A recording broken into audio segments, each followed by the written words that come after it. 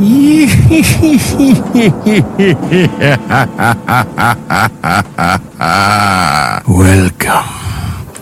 to Biff's Mystery Theater. I have many tales to tell you. Ghost stories, murder stories, and tales that will make your bones chill.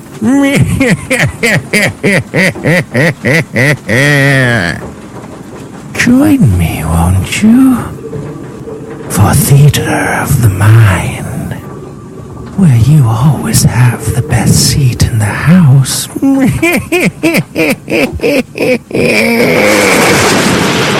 Now close your eyes and turn off the lights.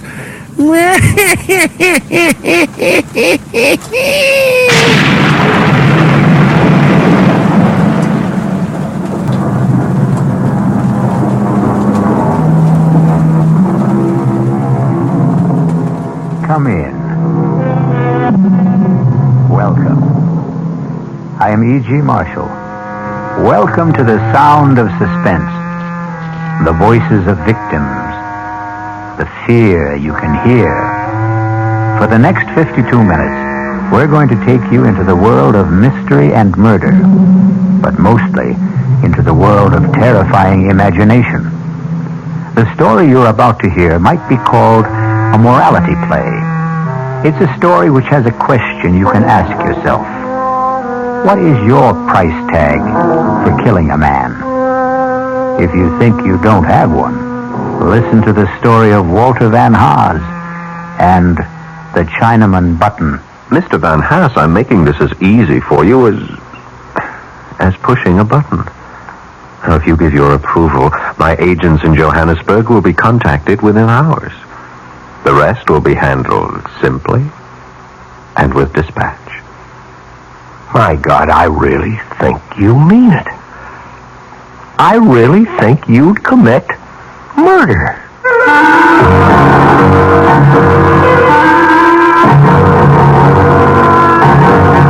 Our mystery drama, The Chinaman Button, was written especially for the Radio Mystery Theater by Henry Slessor and stars Paul Hecht. It is sponsored in part by the Kellogg Company, makers of Kellogg's Special K cereal. I'll be back shortly with Act One.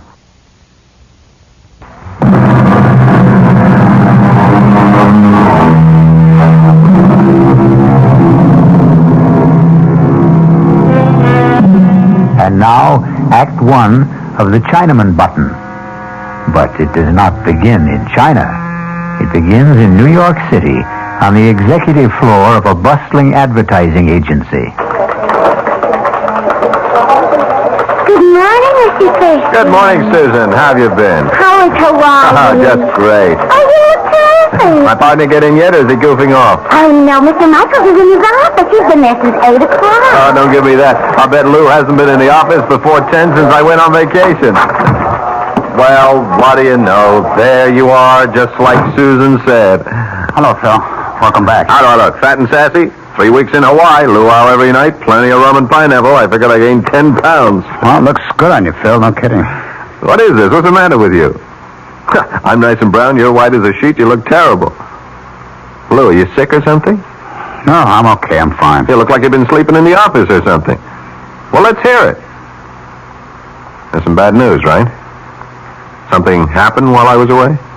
Yeah, that's right. Something's happened, Phil, but it wasn't my fault, so help me. Okay, come on. Let's have it. We lost an account, Phil. Okay, so we lost an account. We lost the Brewster account. You want to tell me that again? I know it's real bad news, but I don't know how else to tell you. Brewster's definitely out. You want to tell me what you did wrong, Lou? Well, nothing, Phil. I swear It'll come out sooner or later. Phil, I had nothing to do with it. It started with a call from Charlie Edwards a week after you left. He wanted to talk to you. He said it was urgent. When I told him you weren't here, he hung up. Next thing I know, there's a letter from old man Brewster, the official 90-day notice of termination. Well, did you call Charlie? Well, sure, I called him. Only Charlie isn't the ad manager anymore. Charlie's got a new job. He was kicked upstairs. He's in customer relations, out of advertising completely. There's a new guy in charge. Lou, you know what you're telling me. You are telling me that our gross profit has been cut in half? You think I don't know that? I think I'd better sit down.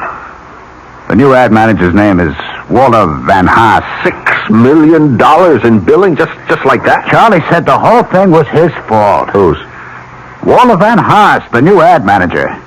Charlie says he started the whole thing, but I never got the full story. Charlie's been too busy in his new job to talk to me. Give me that phone. Yeah, sure, Phil. Charlie is not going to be too busy to talk to me. I haven't been kicking back $10,000 a year to Charlie for him not to talk to me.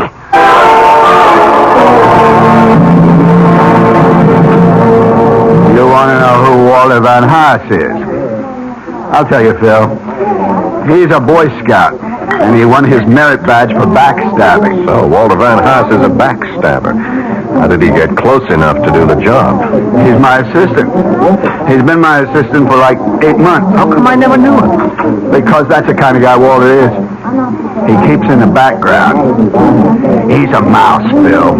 A $200 a week mouse. Only this mouse roared like a lion, right? 2 weeks ago, he came running into my office with a box full of invoices. It seems he was conducting a private investigation, Phil. Can you believe that guy? He was checking into all the supplier bills you guys sent over. He was actually checking out every engraver, every stat house, every printer, every artist bill. Phil, he found overcharges like 50, 60, even 100%. You were his boss, Charlie. Why didn't you tell him what to do with his invoices? He thought I'd be shocked. He wanted us both to go to Old Man Brewster and expose your agency. That's when I did the only sensible thing. And what was that? I offered him part of my take, a third of it. Phil, he practically turned blue when I offered him that money. Him take a bribe, the Honorable Walter Van Haas? Are you kidding me? It could have been the whole 10,000, and it wouldn't have been enough. It was a matter of principle. You dig? No, I don't. He didn't tell Brewster about my offer. He wouldn't rat on me. That was part of his code, too, but he did tell the old man about the phony charges. I couldn't stop him. That's when I got booted upstairs, and you got booted out. And Mr. Walter Van Haas gets your job. He didn't even want to accept that. Can you believe it? Old man had to twist his arm to get him to accept it, and a $50 a week raise. What is this guy, some kind of a fanatic? I don't know how to describe Walter. He's so square. He's so honest. I swear it's true. You couldn't budge this guy for $1 million. $1 million, $1 million. The great American words. The incantation of the American dream. Charlie, did you ever hear of the Chinaman button? The which? When you were a kid. Didn't anybody ever ask you about it? It's kind of a puzzle. I guess you could call it a moral dilemma. No, I never heard of it. What's a Chinaman button? It goes like this. Now, suppose you were told that by simply pressing a button, you could kill the Chinaman, thousands of miles away. A Chinaman whose fate meant nothing to you, no more than the fate of a fly on the table. And yet, by pushing this button, by sending just one anonymous Oriental to his death, you would receive $1 million. Tax-free. What would you do, Charlie? I don't know. Press the button, I guess. Sure, that's right. You'd press the button. I'd press the button. Even Walter Van What's-His-Face would press the button. No, not him. Not that guy. Oh, yeah, sure he would, Charlie. No, I really don't think so, Phil. Walter would think about it and begin wondering if that Chinaman might not have a wife and kids. Walter does. He's got 5 kids, as a matter of fact. You're wrong, Charlie. Everybody's the same when it comes to money. It's the great leveler. No, I really mean it. Walter wouldn't push that button for $10 million. That's the kind of guy he is. And that's why you don't have the Brewster account anymore. He'd push that button just like anybody else. Okay. What's the difference? There isn't any Chinaman button. So what's the difference? That's right. There isn't any Chinaman button. Or is there?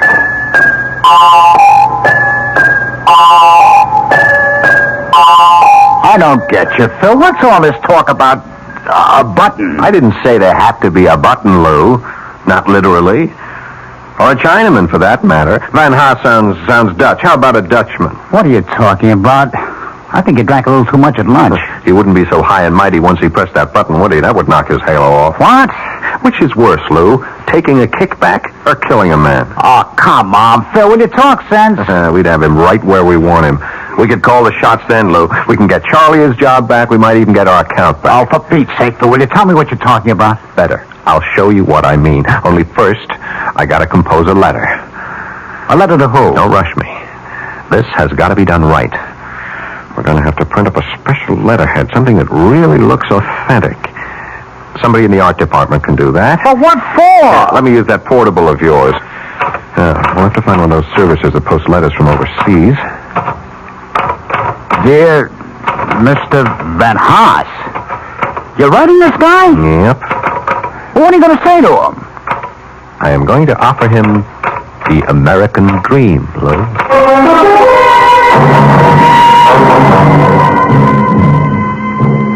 Millie? Oh, Walter, I didn't know you were home. I got here about 10 minutes ago. I was looking through the mail. How are you? Oh, all right. Tired as usual. Isn't it kind of chilly to be out here? Oh, I just had to get out of the house. Kids have been impossible all day. You know how hard it rained this morning. Yes, I know. Honey, did you see the letter? The one from South Africa? Oh, yeah, sure, I noticed it. Say the stamps, will you? Peter wants Yeah, them. Millie, do you know what the letter's about? Well, can't imagine. You don't know anyone in South Africa, do you? Of course not. But somebody there knows me. It's from some law firm. Look at the letterhead. Dries Vertag and Berenbroek? What a name. It's Dutch, I guess. Dries Hartog and Berenbroek. 200 Commissioner Street, Johannesburg, South Africa. Read it, huh? Well, it says, Dear Mr. Van Haas, our firm is collecting data for record-keeping purposes concerning the surviving family of one of our clients. Would you be so good as to confirm the following facts? Your name, Walter Van Haas. I can confirm that, all right. Well, go on. Read the rest. Your father's name, Benjamin Van Haas. Right again. Your mother's name, Sylvia Reach. I didn't know your mother's name was Sylvia. She always hated the name. That's why she called herself Sally. Anyway, now let's see. Paternal grandparents, Jan Van Haas, Elsa Voort. If the foregoing facts are not correct, would you kindly advise us by return mail? Well, I just saved some postage anyway. Is that all it says? Now, just one more sentence. If these facts are correct, there is no need for further communication. Thank you for your attention to this matter. Yours faithfully, L. something or other. I can't make out the signature. For heaven's sakes, Walter, what do you suppose it means? I haven't the faintest idea. Maybe I've got a rich uncle in South Africa. Maybe he owns one of those diamond or gold mines. If only. Tell him to send us a couple of diamonds fast. Maybe we could start looking for a new house. If I don't get out of this cheese box soon, I'll just go out of my mind. I'll settle for a couple of gold nuggets. We can melt them down and use them to fill Elsa's teeth. That ought to cut down that dental bill. Look, why don't you write to those people in South Africa and ask them what it's all about? Well, you heard what the man wrote. If these facts are correct, there is no need for further communication.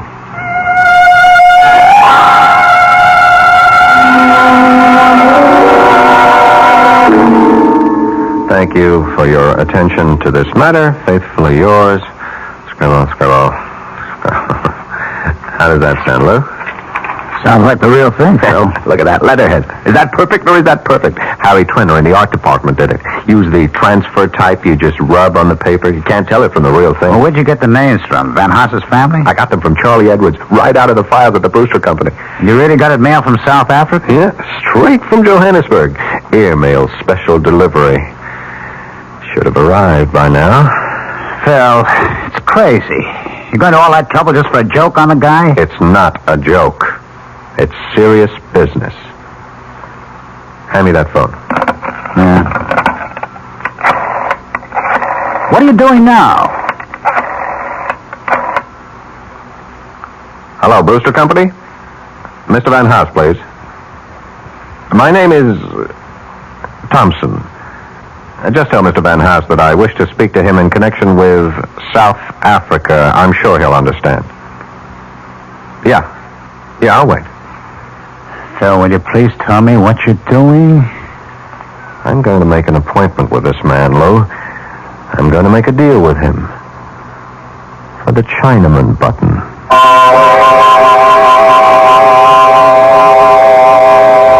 Phil Thurston seems to have invented his own Chinaman button. But will his improved model work? It all depends on Mr. Walter Van Haas. We'll return shortly with Act 2.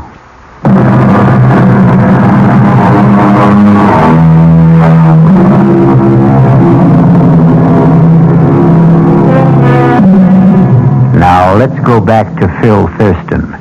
Or rather, let's go back to Mr. Thompson, since that's the name Mr. Thurston used to make his reservation at the Ebb Tide Restaurant in downtown Manhattan.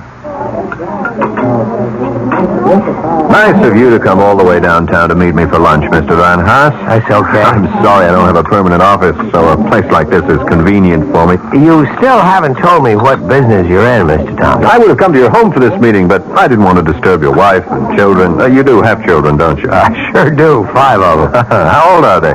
Stepladder. 2, 4, 6, 8, 10. That's a lot of mouths to feed. Yep, and teeth to fill. Yes, I don't doubt it. Did you say that you were with that law firm in Johannesburg, Dries Hartog, and... Sorry, I can't remember the last name. I'm not sure I could pronounce it if I did. Your family is Dutch, isn't it? Yeah, my grandparents were Hollanders, but the rest of us are strictly Yanks. Well, the answer is no. I don't come from the attorneys in Johannesburg, but I wanted to talk to you about their letter. Frankly, we couldn't figure it out, Millie and I. That's my wife. I don't remember having any relatives in South Africa, and neither does my father. Oh, your dad's alive then? Yes, he lives in Allentown. I called him, but he didn't have any answers. Well, maybe I can help.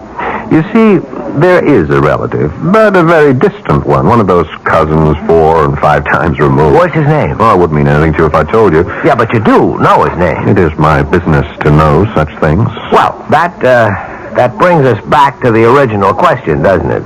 About what business you're in. The person who told me the name of your relative was a clerk in the offices of Dries, Hartog, and Beerenboek. He works for them, but you might say that he's on my payroll, too. I don't think I understand. He's the one who informed me about the letter that was being sent to you, and why it was being sent. Is there any reason why you can't tell me my cousin's name? I'd rather not. I think you'll understand why later. But I will tell you something about him. Fine. He left the Netherlands with his family when he was very young. He's lived in South Africa since. He's in the diamond business. Well. He's a widower, he has no children, and he's rich. He is very, very rich. And at the moment, he has only one traceable heir. Wait a minute. You mean that I actually do have a rich uncle in South Africa? No, I said cousin. But that's incredible. I mean, Millie and I were kidding about it. We even said that he might be in the diamond business. Oh, he is, very much so. And are you saying that I'm his only heir? That's correct. Well, if there was the possibility of some kind of inheritance, why didn't the lawyer say so? Simple enough. There was nothing to say. What? The attorneys were only performing a routine function, putting the gentleman's will in good order. Well, undoubtedly, they'll have to redraw the will sooner or later in favor of a closer relation, such as a new wife. A wife? You see, this rich cousin of yours is only 41 and in excellent health. How old are you, Mr. Van Haas? 43. So that's all there was to it, just a routine inquiry. At the moment. That's all there is to it. Well, I'm not surprised. I never did believe you get something for nothing in this world. I said at the moment. What do you mean? Mr. Van Haas, you don't know this man in South Africa. You don't know the first thing about him. In fact, he means nothing at all to you. I guess so. And the only way he could mean something to you is by dying, isn't it right? Well, that's a rough way of putting it, but if you mean that he won't benefit me until his death, I guess that's obvious. Now, what if I told you that this man will be dead in 2 or 3 days, and that his entire estate will be yours? I thought you said he was healthy. Well, I'm just asking how you would feel. Sorry for the guy, I suppose. Sorry about a man you don't know. Well, he's a human being. I see. Mr. Van Haas, did you read the newspaper this morning? Yes, I did. You looked at the obituary page? Yeah, briefly. Did you feel sorry for all the people whose death was reported? Did you feel any real sorrow for them? No, I can't say I felt sorrow. Because they were all strangers, weren't they? All right, Mr. Thompson, I'm a human being, too, and I guess if I got a letter from Dries, Hartog, and whatever telling me that I was rich, I wouldn't go into mourning. I'd probably go out and celebrate. If you saw my kids' dental bills, you'd understand. But I do understand. Believe me, I understand very well. That's why I wanted to see you, to suggest arranging that happy event without the slightest trouble on your part, without any obligation until you're completely satisfied.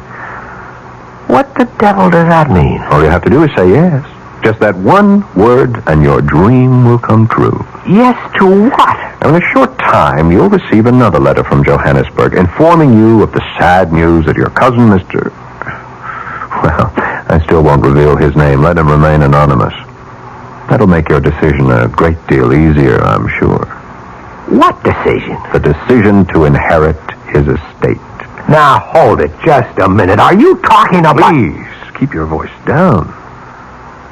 Mr. Van Haas, I'm making this as easy for you as pushing a button. If you give your approval, my agents in Johannesburg will be contacted within hours. The rest will be handled simply and with dispatch. All you'll have to do is wait for official notification of your inheritance. When the money arrives, of course, I'll expect payment in the amount of 50% of the total. By our calculations, I'd say that total should be just about $1 million. Good Lord, I really think that... I think you mean it. I think you really do. I know you have scruples, Mr. Van Haas, but I also think you have common sense. Listen, Mr. Thompson, if that's your name... And of course, you're quite right, it isn't. But it's the name you'll use to get in touch with me. I'm not getting in touch with you because I can give you your answer right now. It is no. Oh, don't be so hasty. I never heard such a filthy proposition in my entire life. Look, if the percentage is the problem, we can discuss it. Our organization has been known to be flexible about such Money things. has nothing to do with it. We could base our agreement on a sliding scale. That is, we would take 50% of any inherited amount up to and including $1 million. Anything after that, our percentage would be 40%. Does that sound more attractive? You talk about it like it was some kind of a simple business deal. But it is. Especially simple for you. A very clean, very uncomplicated deal. You do nothing at all, Mr. Van Haas. Can I make you understand that? You won't be connected to your cousin's death in any way. In fact, our agents are so expert at what they do, it's almost certainly going to be called an accident. Believe me, we've never had the slightest bit of trouble in the past. You heard my answer, Mr. Thompson. Now, if you'll excuse me... You haven't had your lunch yet. My appetite is gone. Van Haas. What? I'm sorry. Perhaps I put the whole thing to you too bluntly. I shouldn't have expected a man like yourself to agree immediately. Or ever. All right. Maybe you'll never agree. But at least give yourself some time to think it over. I don't need any time. Just 12 hours. 12 hours, that's all I'm talking about. Now, if you change your mind any time during the next 12 hours, you can reach me at the Florentine Hotel on 51st Street. Hey, did you get that name? I don't need to remember it, Mr. Thompson. I'd like to forget your name, too, in this whole conversation. I'll be at the Florentine Hotel between 8 o'clock and midnight tonight. Don't call me after 12, my sleeping habits, you understand? I don't see how you can sleep at all, Mr. Thompson. You'd be amazed at how well rich men sleep. Well, you can go to bed early tonight. Don't wait up for my call because there won't be one. Goodbye. So long, Walter. I'll be hearing from you.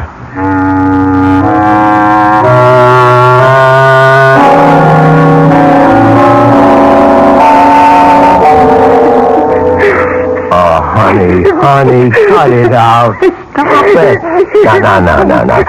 Tell me what the matter is. Nothing. It's nothing. It's got to be something, Millie. Are the kids okay? Yes, they're all right. It's pretty quiet in the playroom. Well, that's because I packed the twins off to Mother. They were getting out of hand, Walter. I just couldn't stand it anymore. Okay, fine. And I'm sure your mother is delighted. No, she isn't. Maybe she used to be when she was younger, but she's getting too old for that sort of thing now. Maybe I'm getting too old, too. Come on, what are you talking about? I'm 41 years old, Walter. Sometimes I feel like 141. You know what's wrong with you? You're not eating right. You're eating like a bird these days. Well, that's practically all I can afford to buy these days. Bird food.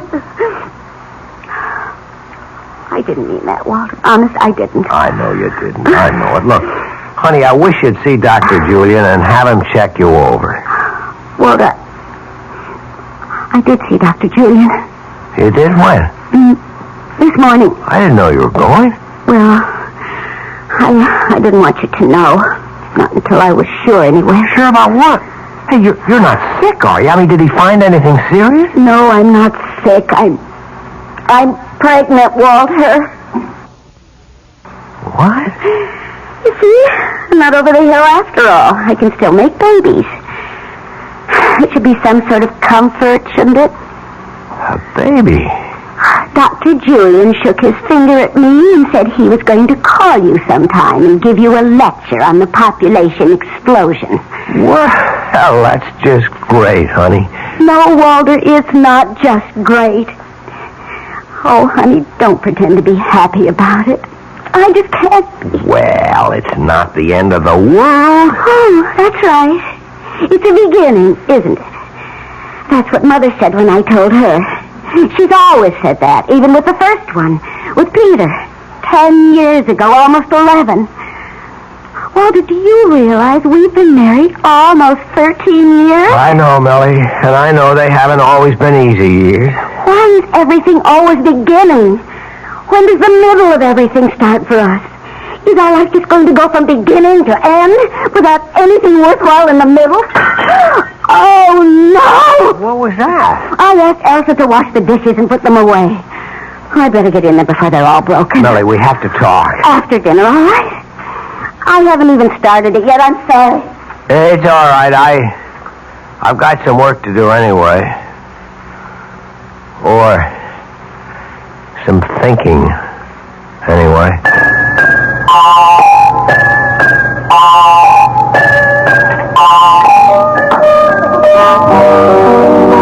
That's right, Charlie. I'm staying downtown tonight. Ah, you got something going for you, Phil? You might say that. Oh, you bachelors really have a good life.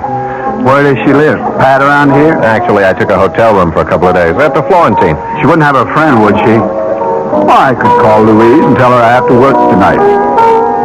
Nah, forget it. She'll never buy that. My wife's got a built-in lie detector. Don't eat your heart out, Charlie. This is strictly a business proposition. Yeah, I know your business propositions, Phil. Monkey business.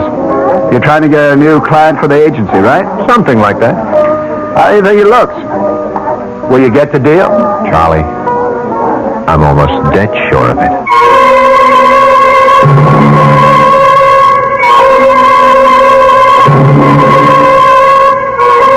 Will Walter Van Haas press the Chinaman button? Would you press it? To make $1 million? Before you answer, wait until we return with Act 3.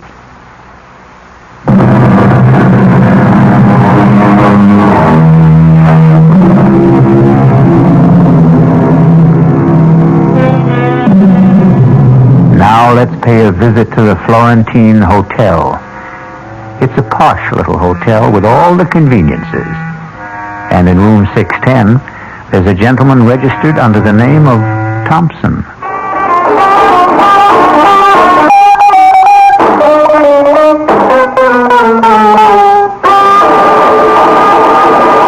That was a request for the gang at the Williamsburg warehouse. And now here's the time of weather check. It's exactly 40 minutes past the hour. Hello, Phil. Hi, Lou. Come on in. So, this is the Florentine Hotel, huh? Well, that's not a bad-looking room. Why, they call it a suite. That's right. Bedroom is in there.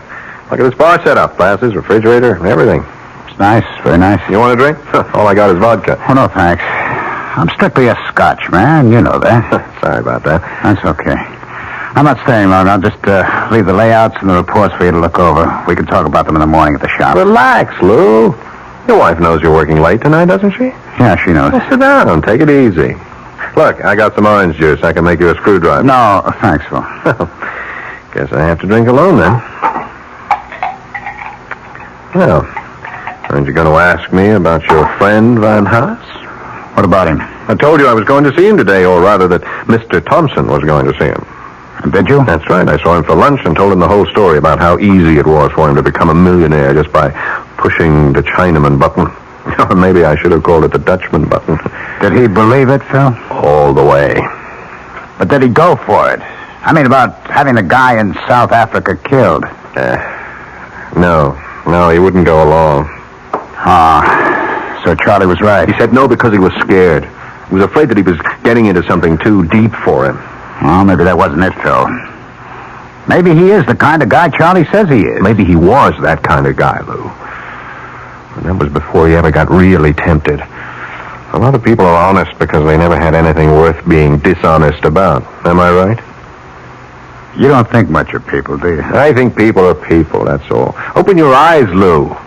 Look at what's happening all around you. Everybody's on the grab. You don't know that by now. You've been living in a cave all your life. All right. I don't want to argue with you. Everybody's corruptible, Lou. Everybody. High and low.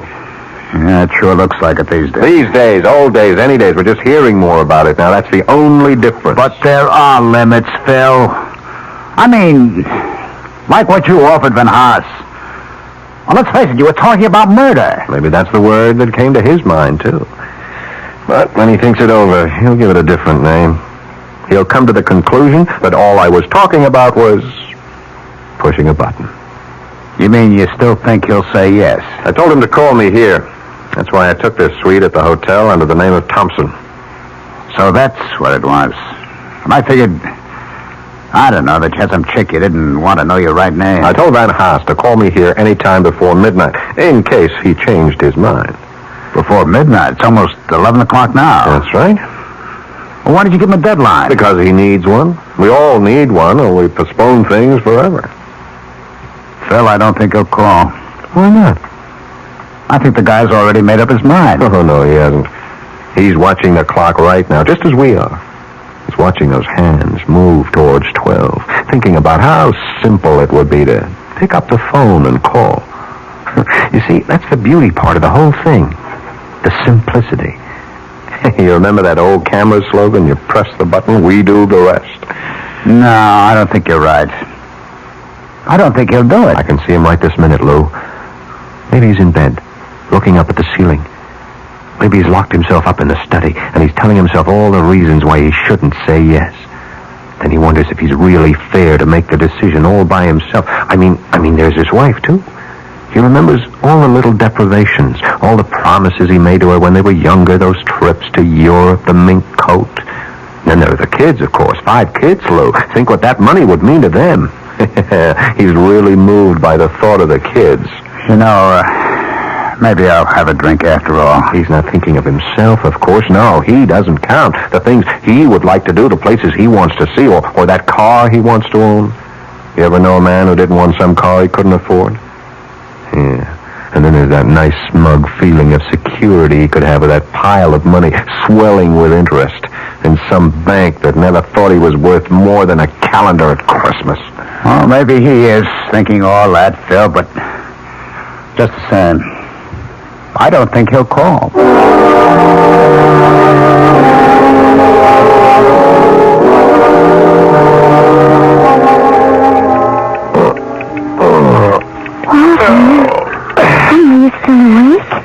Yep. Do you feel all right? I'm okay. You're not still thinking about it, are you? About what? About, you know, the baby. Oh, no, Millie. I wasn't thinking about the baby. Go back to sleep, honey. But, you know, I'm less than 2 months gone, honey. If you're really upset about... Stop that kind of talk. Well, I just thought... Well, there are alternatives. I'm sick of hearing about that alternative. I heard about it the last time you were pregnant, remember? Sorry. I knew you worried about money. I knew all the debts we had. We'll get along.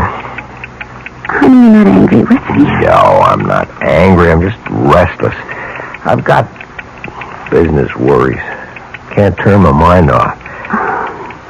Why don't you read a while? The light will keep you awake.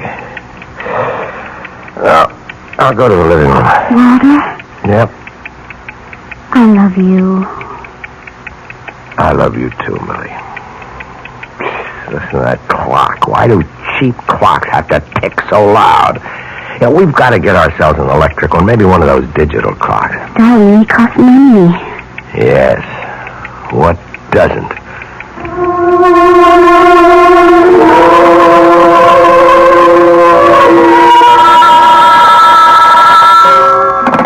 Hello? Oh, yeah, I ordered the scotch. Oh, you can, huh? All right, thanks. Sorry, Lou. Room service can't deliver from the bar after 11:30. That's okay, Phil. I don't really want to drink anyway. I'm almost out of liquor myself. You're almost out of time, too. 11:45. See, I just can't believe it. I can't believe that guy could be that stupid. Is that what you call it? Of course. I mean, who wouldn't jump at a chance like this? Lou, I'm making it so easy for him, so painless. Easier than scratching along on a paycheck shot through with deductions. Easier than bowing and scraping every day of your life to people whose guts he hates. You know old man Brewster. Can you imagine having to be nice to that guy every day? We did it. Yes. That's why I know. Ah, Phil. I think you're taking this joke much too much to heart. You're letting it mean too much to you. There's still time left for him to call. But he won't. And he's probably getting panicky right now. What about you, Phil? He sees the whole thing slipping away from him. He's telling himself how dumb he is. He's telling himself that the Chinaman doesn't mean a thing to Dutchman. him. He's telling himself that he's got a bigger duty, a greater responsibility to his wife, to his kids, even to himself. When to forget it, it's over. No concern of his what happens 7,000 miles away. He doesn't have to dirty his hands. All he has to do is call. You're lost, Phil. Why don't you admit it?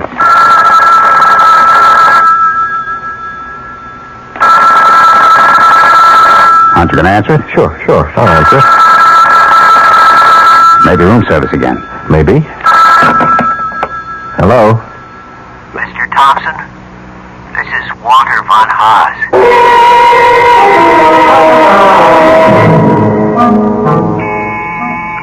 Okay, I'm coming. Who is it? Room service. Ah, breakfast. Come on in, I'm starving. Yes, sir. Are you sure those scrambled eggs are hot? They tasted like rubber yesterday morning. They should be all right, sir. Yeah, well, you tell the chef he'll hear from me if they aren't. Yes, sir. Will you sign right here, sir? Okay. There we are. Thank you. I'll be back later for the table. Half an hour, that's all I need. Yes, sir. Guess my shower's going to have to wait. Oh, now what? Hello. Phil, it's Lou. Oh, hi, what's up? How come you're still at the hotel? I thought you were just going to stay there 1 or 2 days. It's the 3rd day now. I like it here. They stay until the end of the week. Besides, I saw some great-looking chicks at the bar downstairs. Well, what's happening? Nothing. I was just wondering if you knew anything about, Van Haas. Walter Van Haas? He's just waiting for the mailman, Lou. Waiting to hear the good news from South Africa. I spoke to Charlie Edwards. He says Van Haas called in sick yesterday. Yeah, I'll bet he was sick. I'll bet he was home planning on ways to spend all that money he thinks he's going to get. $1 million. No, 500 grand. Are you coming into the office soon, Phil? Sure, I'll be there just as soon as I finish breakfast and grab a shower. I'll see you later then. All right. I'll bet those eggs are cold for sure. Oh, for Pete's sake, it's a conspiracy. Hello, Mr. Thompson. Well, what are you doing here? May I come in? I told you not to get in touch with me, Van Haas. Yes, I know you did, but I had to talk to you in person. I told you that it was for your own protection. Don't worry. I found out your room number, and I came up the back stairs. Nobody knows I'm here. Well, why are you here? Please let me come in. All right. As you can see, I'm just about to take a shower, so whatever you have to say, would you make it fast? Yes, I'll make it fast. I hope you haven't come here to say that you changed your mind, because it's too late for that. The thing is over and done with. It is? You're sure of that? Well, as soon as you gave me your okay, I was in touch with our agents in Johannesburg. They didn't waste any time either. And it went, all right? Flawlessly, just as I promised. Now, all you have to do is wait. Yes, I see. I just had to hear it from you, Mr. Thompson. I had to hear it from myself. Well, now you've heard it. Now you go home and you wait for the mailman. Yes, the mailman. What's the matter, Van Haas? You look strange. You feel all right? Oh, yes, I feel fine. Truth is, I never felt better in my life. Good. I'm glad to hear it. I feel a lot different than I felt 2 days ago. I can't tell you what a torture it was for me to make that phone call to you. Absolute torture. But after I hung up, I felt as light as a feather. You did, huh? Yeah, felt fine. It felt wonderful. Even though I got myself involved in killing a man. It's funny, isn't it? It was easy, wasn't it? Just like I said it would be. Yes, that's the word. I never knew anything could be that easy. Changed me, Mr. Thompson. I saw how stupid I'd been all my life. How stupid most of us are. To waste the one life we're given. I owe you a lot. Well, if you came to say thanks, you're welcome. Now, if you'll excuse me... I felt like a giant. I felt there was nothing I couldn't do. I was a coward before, a weakling. But you showed me a better way. Okay. Would you go home now, Mr. Van Haas? The less we see of each other, the better. Now, when the money arrives, I'll be in touch with you. About my 50%. Yes, your 50%. That's really what I wanted to discuss, Mr. Thompson. Tell me, does this fireplace work, or is it just for show? I really wouldn't know. But I see that they have all the implements. What are you doing with that poker? Van Haas, are you crazy? Sorry, Mr. Thompson, but 100% is so much better! I thought I'd have to bring a hammer or something, but a poker was so much better. Now, into the bathroom, Mr. Thompson. Up into the shower. Yeah. What a shame that you slipped in the tub, Mr. Thompson. What a terrible shame. Now I have to go home to wait for the mailman.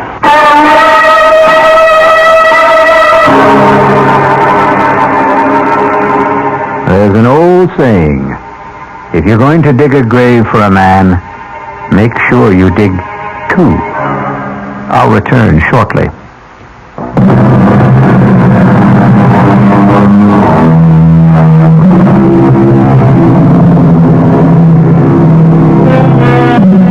Ready for an instructive statement? It goes like this. The wonderful thing about radio is that it can be enjoyed in complete darkness. And isn't darkness the natural medium for mystery? Our cast included Paul Hecht, Ralph Bell, Mason Adams, Evie Juster, and Will Hare. The entire production was under the direction of Hyman Brown.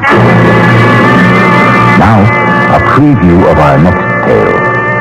You know the saying, if you can't lick 'em, join 'em? Come on. I've decided to join you, Jason, to do business your way. I want a certified check for $50,000. When I've finished, I want another 50. And you know me well enough to realize that I'm not going to give you $50,000 just because you asked for it. Not even to save your life? Are you trying to blackmail me, Harry? I'm trying to do you a favor. Your life should be worth at least $100,000. Before I agree, answer one question. Do you know who's going to kill me? I do. Who? Me. Radio Mystery Theater was sponsored in part by Anheuser-Busch Incorporated, brewers of Budweiser. This is E.G. Marshall inviting you to return to our Mystery Theater for another adventure in the macabre. Until next time.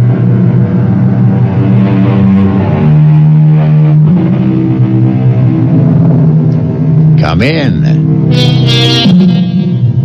Welcome. I'm E.G. Marshall.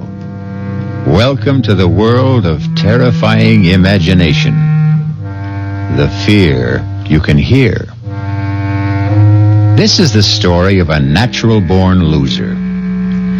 Within the quietest and most retiring of the genus Homo sapiens, there lurks a tiger, as indeed it lurks in all of us.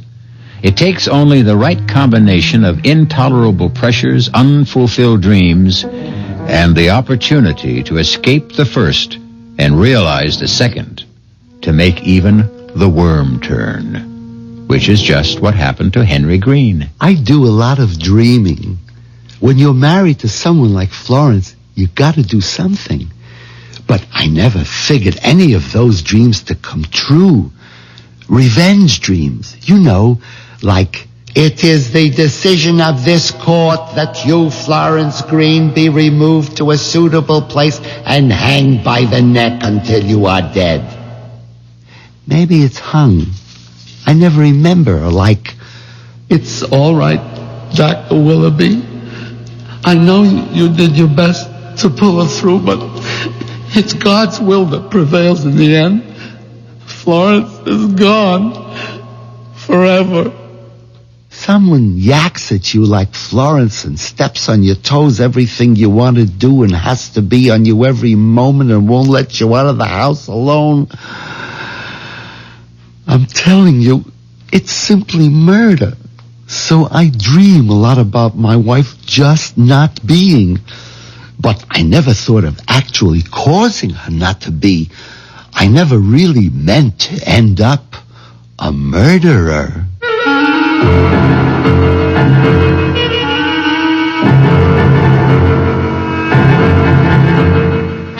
Our mystery drama, It's Simply Murder, was written especially for the Mystery Theater by Ian Martin and stars Jack Guilford. I'll be back shortly with Act One.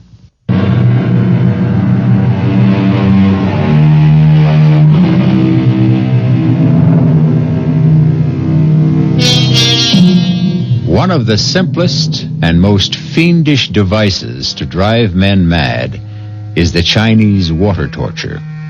The slow drip of water, second by second, minute by minute, hour by hour on the forehead. Unending, inescapable, inexorable. Henry Green's life was like that, both in his work and at home. Did you wash up all your breakfast dishes? Yes, Florence. You left the spoons up so they drain? Yes. Put out the garbage? Yes. And you cleaned out the sink? Yes, Florence. You wrung out the sponge? Yes. Look, I just... Don't you move until I'm finished talking to you. Now, look, I want you right straight home here after the bank closes tonight. Well, some of the boys... Oh, don't give me any some of the boys. But just a drink to say bon voyage. Look, you'll have all the bon voyage on the cruise when we leave tomorrow. Although don't think there'll be any drinking going on there either. There's enough money being spent on this vacation now. It's the first real vacation we've taken since our honeymoon. And we wouldn't be having it if I hadn't made you save for it. I didn't start saving the money for the cruise. I know. You wanted to save it for a smelly, dangerous, noisy old motorcycle. Well, I wasn't having any of that. I always wanted one. All my life. Oh, stop it. You're too old for one now anyway. How do you know what? What was that? I said, now, do you know that I've got to leave, or I'll be late for the bank? Well, don't forget to pick up the suitcase. What suitcase? Your old one that Travers' luggage is repairing. Oh, all right. And mine to come right home after... Oh, watch out for the cat! Ouch! You clumsy fool, you stepped on him. I didn't. He tried to run out of the door, and he bit me. Serves you right. He knows you don't like him. Once I left the house, I always tried to put Florence out of my mind. And the best way to do that was to think about Sherry Woods. Not that I could do any more than think about her, because she was Mr. Mercer's day and night, if you know what I mean. But more and more, I guess I was getting to the dangerous age, because I sure did a lot of thinking about Sherry. That's 10, 20, 30, 35, 40, 45, and 1, 2, 3, 4, 5 makes 50. Thank you, Mr. Robinson. See you next week. You haven't any more customers, Henry. Close your window. Why, Sherry, Mr. Mercer wants to see me? I want to see you. Meet me in the conference room. Of course, if you say so, but what's wrong? Everything. As far as we're concerned. Unless maybe we have the nerve to try to put it right. Anyway, it's something we can't talk over here. Meet me where I said.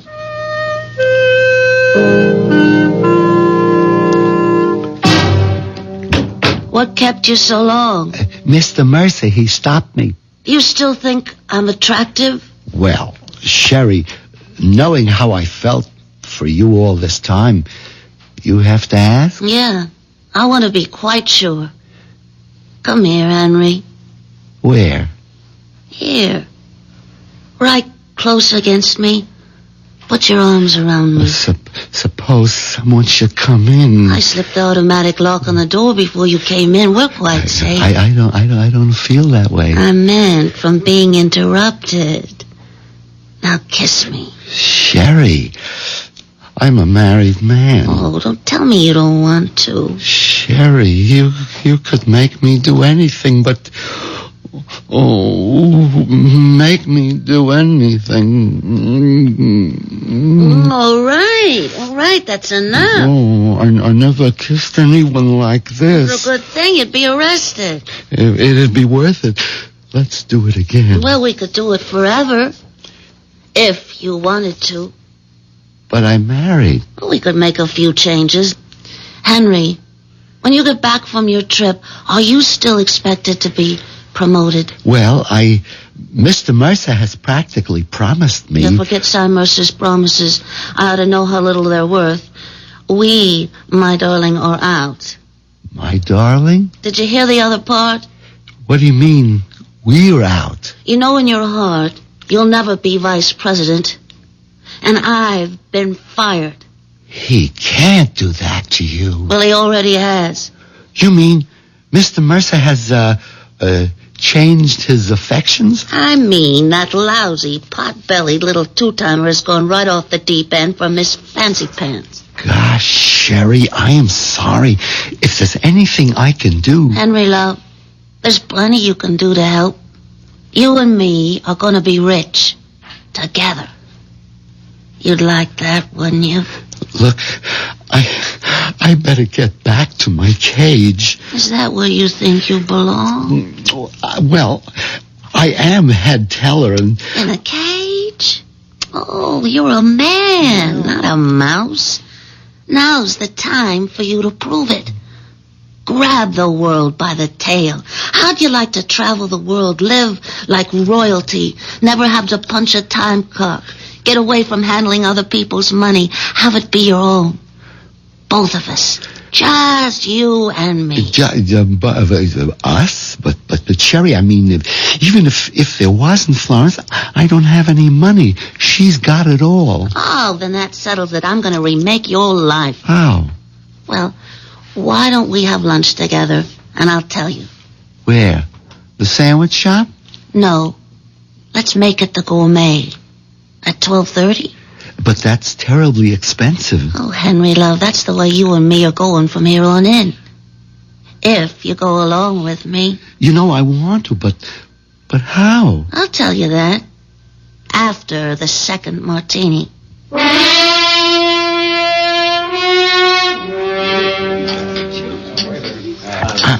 I don't think I've ever had 2 martinis in a row. Certainly not in the middle of the day. Well, that's the whole trouble with you, Henry. You haven't really lived. That's because I haven't wanted to. Well, if you really want, you gotta take. I guess we both learned that today. We sure did. The boat sailed for both of us. Yeah, well, there's another boat sailing tomorrow that I'm more interested in. It's the one I wish I was taking with you. Oh, but what could I do with Florence? Yeah, well, that's what we're going to discuss. We are? The best way to get rid of your wife. It's what we both want, isn't it? Florence would never give me a divorce. And even if she did, she'd want a big alimony. And I just couldn't afford you, Sherry. Well, I won't deny I'm expensive, but you could easily afford me. How? Cy Mercer and his new lady love are leaving early for a weekend in Bermuda. Monday's a holiday. They won't be back till Tuesday morning. It won't be till then that they discover the money is missing. What money? The money in the teller's drawers. How much do you think it adds up to? Well, it's the end of the month. Payday for most people. The deposits have been heavy, somewhere between $600,000 or $700,000. Why? What do you want to know? I just wanted to know how much we're going to steal. It's all right, dear. No one's listening to us. I'm not listening to. You must be mad. Steal it for what? For us to enjoy the rest of our life together. Together? What about Florence? Yeah. What about Florence? I just can't wish her dead, you know. Well, I don't see why not. You mean kill her? How many times have you wanted to? Almost every day. But that's different. I would never do anything about it. Not even for me? It isn't that. I wouldn't know how. Anyway, it's all impossible. Why? But it takes 2 keys to close and open the teller's vault. Mine and Mr. Mercer's. Oh, you mean this one? How did you... Well, I told you he was leaving early. He gave me his key to close the vault tonight with Mr. Schaefer. But Schaefer doesn't have the other key. I have. Yeah, but Cy thinks Schaefer's going to have it because he's instructed me to tell you to give it to Schaefer and tell him we'd be locking up while you're gone. So we have full access to the money. Yeah, until the outer door is closed with the time lock. And then the vault can't be opened until Tuesday. But I'd be trapped on the ship out at sea, and then Henry, after you've taken the money, you never get on that ship. I've always wanted to take a cruise, and Florence wouldn't... There isn't going to be any Florence, Henry. Remember? But where could we hide? With enough money, you can hide anywhere. You'd shave off your mustache, get contacts instead of those wire-rimmed glasses, a mod wig. I'd cut my hair short, dye it blonde, and get a nose bob, and put on a little weight in the right places. We'd be new people. I always wanted to have a beard. So, all right, grow a beard. Florence would never let me. Listen, Florence won't be around to object. Would I really have to kill her? What other way around is there? None. The trouble is, I wouldn't know how. Well, I've thought of that, Henry. Here. What is it? It's a bottle of sleeping pills. Just dissolve them in a nice hot cup of tea for Florence. What more do you want? I think I'll have another martini. I couldn't believe it was me sitting at an expensive restaurant, drinking in the middle of the day, and planning to murder my wife. Then I started in to think about the 20 years I'd already had with Florence, and the 20 or more I still might have to spend with her, and killing Florence began to make sense. Maybe. I stole a look at Sherry, who was powdering her nose. It looked pretty good to me like it was, and I didn't see where she didn't have enough in all the right places to start with. That's when I made up my mind. Florence had to go.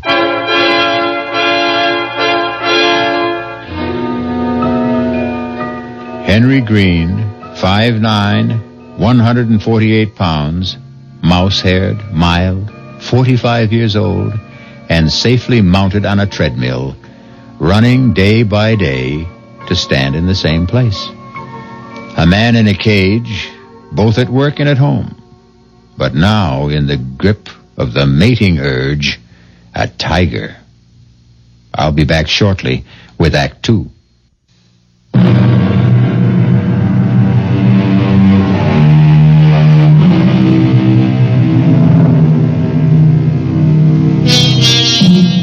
There's one thing you can say for Henry Green. Once set loose, there's nothing small about his new way of life.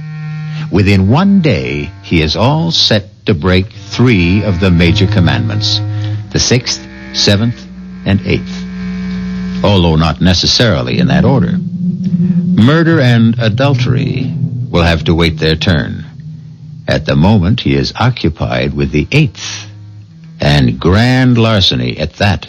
All right, Sherry. That was the last teller. Is she gone? Yeah. All right. Let's open up.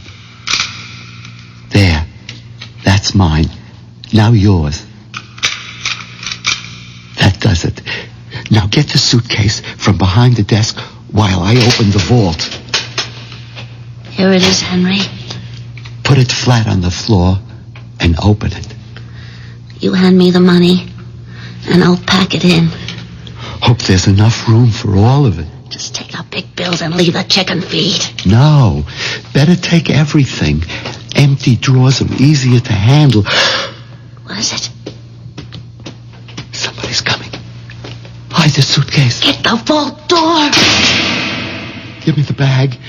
Oh, well, all closed up, Miss Woods. Time to go. Why, Miss Burpee? Forget something? Oh, and Mr. Green, honest, I'm just so embarrassed. I sure hate to ask you, but... But what? Well, there's something I want to check in my teller's drawer. Would you please open up the vault? What? Yeah, but we just closed up. We can't. Oh, you gotta. I have to know if it's missing. Is what missing? My engagement ring. You see, I usually take it off and put it in the drawer till I go home, and tonight I forgot to take it out. Well, can it wait till Monday? Oh, we're off. Well, Tuesday. Oh, no, I got dates with Horace over the weekend, and you'd have a fit if I wasn't wearing it. Besides, I've got to be sure if it is there. Well, maybe you put it in your handbag. Oh, no, I looked there first thing because... Oh, now I remember. Yeah, right here in my jacket pocket. Oh, gee, I'm sorry. Oh, that's all right. Well, I guess I'll be getting along home. Oh, sorry, I didn't see the suitcase. I was having the handle fixed before I packed it to go on my vacation. Oh, gosh, you don't have to explain to me. I didn't think you were robbing the bank or nothing. Well, I gotta run. Well, one of the other girls is waiting for me. Just let me make sure she's gone. And for God's sakes, let's pack up and get out of here.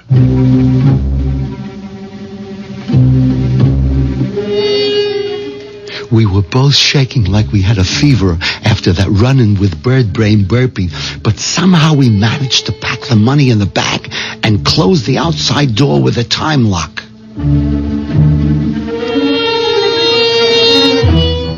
Going home in the cab, the tension was so bad I was tempted to take one of the sleeping pills myself to calm me down, but I resisted that. One crime leads to another. I was committed. If I lost my wits now, I stood to lose everything.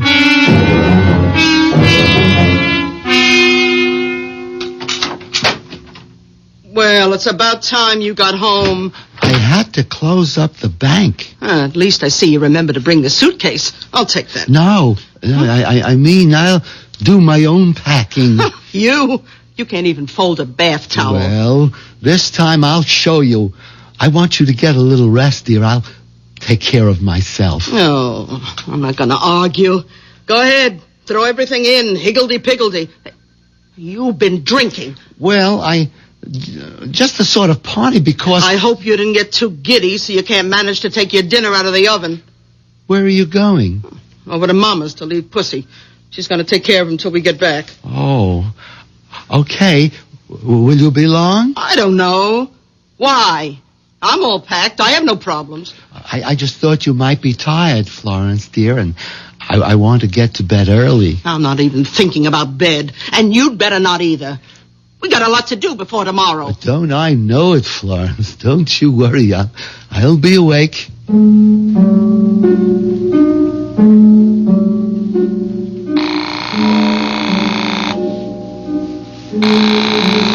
Hello? Sherry? Yeah? What's happened? Oh, nothing yet. I just had dinner. You mean to tell me you haven't got rid of Florence? Oh, yes. How? Well, she just took the cat over to leave at her mother's. Oh, you know that isn't what I meant. it. I know, it's just I'm Sherry. I don't know. Henry Green, you listen to me. It's now or never. But I don't know how to... Look, you take those capsules, empty the powder from them into a cup or mug or whatever, and coax Florence into having a nice relaxing drink before bed. What does she like? A chocolate, but... No buts, Henry. You can do it. Just put your mind to it and I'm finish just sorry I ever started it. Oh, Henry, when you know you're going to end up with me? Oh, okay, Sherry. You can trust me.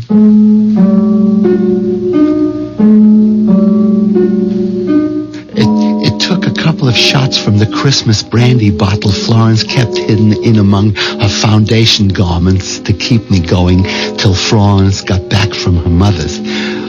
Luckily, by that time, she seemed tired herself, and we were finally ready for bed. Did you lock the front door and put out the lights? Florence, how'd you like a nice cup of cocoa before you go to bed? Put you right off to sleep. Oh, I'd love it. I'll get it for you. You can't. I used up the last yesterday. But you got it. I mean, wouldn't you like something to drink? Oh, well, I did get a little bit of a chill coming home. I'll take some hot tea. Oh, yes. Hot tea will be just right.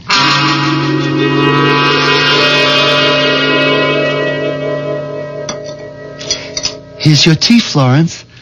Now drink it up. In a minute, when I have my hair up. Meanwhile, I have a list of things for you to do. Me? Yes. I want you to put out the garbage, check all the outside door locks, bleed the hot water tank and make sure there's no rust, oil the garage doors, replace that burned-out bulb on the basement stairs. Well, here, it's all listed. But this'll take hours. Just do as I say. Can't most of this wait till we get back? No. Why not? I'll tell you when you're finished. Now, on you go. Oh, don't look so pouty. It's something to keep you busy till I'm ready to go to sleep. Yeah. Okay, Florence. Good idea. Something to keep me busy till... Goodbye, Florence. What'd you say? Nothing. Just goodbye.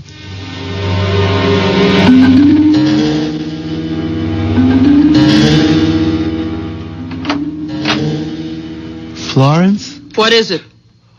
Oh, my God. What is it, Henry? Nothing. I just thought you were asleep. No, I just can't relax somehow. Too many things on my mind.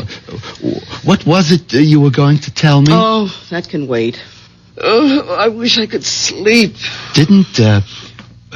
Wasn't the tea any help? Oh, that. I poured it out. You forgot the sugar. Poured it out? I yelled and yelled for you, but you didn't answer. I must have been outside. Anyway, it tasted terrible and it was cold, so I just poured it down the sink. Well, how'd you like to bring me another, but with sugar? It's too late. Why? It's only just after 10 o'clock. Yes, I guess I'm so tired. Okay, Florence, I'll get you another cup.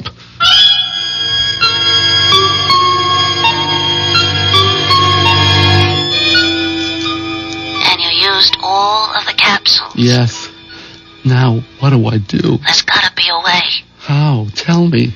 I haven't got a gun. I wouldn't know how to use a knife. We haven't got a rope in the house. There isn't even any string. And I haven't got the courage to even consider a blunt weapon. Oh, why did I ever get into this? Look, if you had a razor, couldn't you? A razor?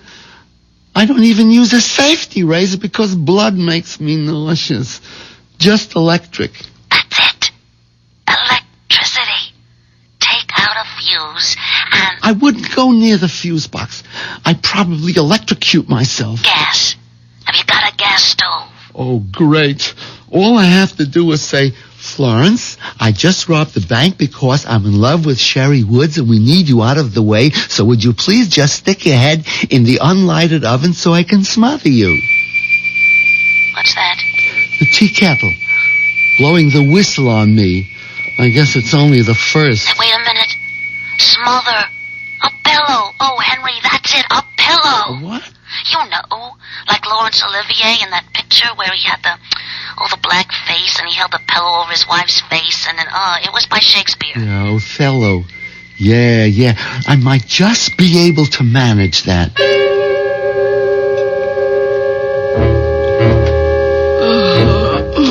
The tea was too weak, but at least it had sugar.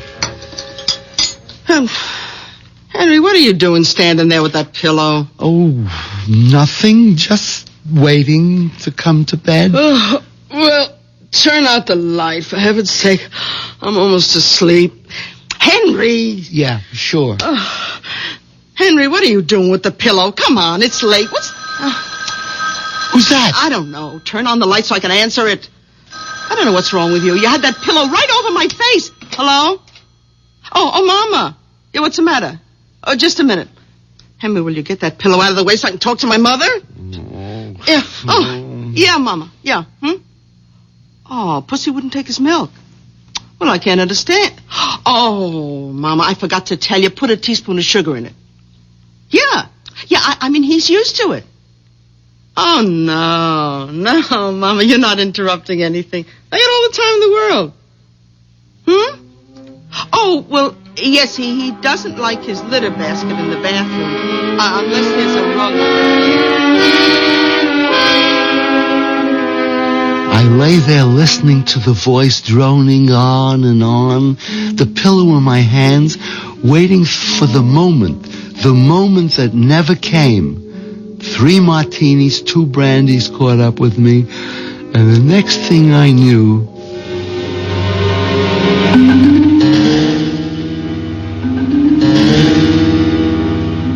You fell asleep. Sherry, I was bushed.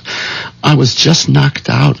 And when Florence starts talking to her mother, you just don't know. Oh, never mind that now, Henry. What are we gonna do? I don't know. Is Florence still in bed?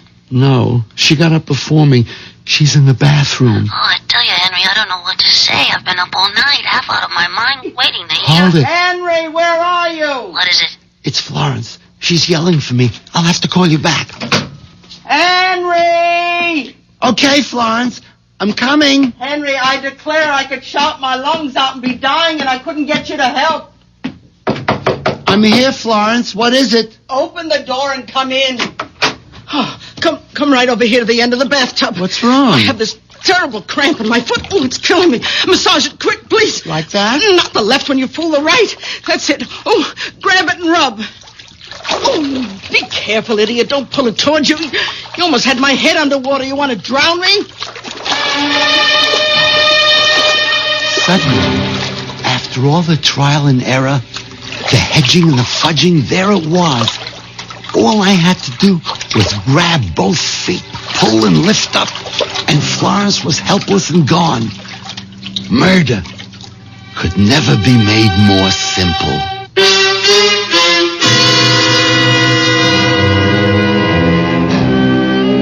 The moment of truth at last.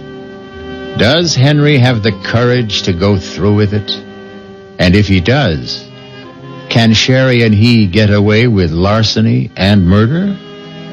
And having broken the 6th and 8th commandments, will the 7th be worth it all? Those are questions to be answered shortly when I return with Act 3.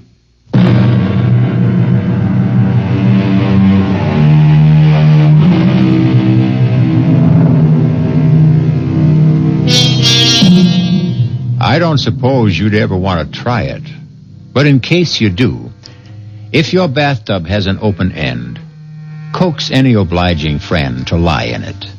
Seize him or her by the ankles. Repeat Henry's actions, and they are helpless, even if they are not obliging, and no matter how strong they are. If there's water in the tub, of course, they would drown. That would be surely up to you, as it is this moment up to Henry.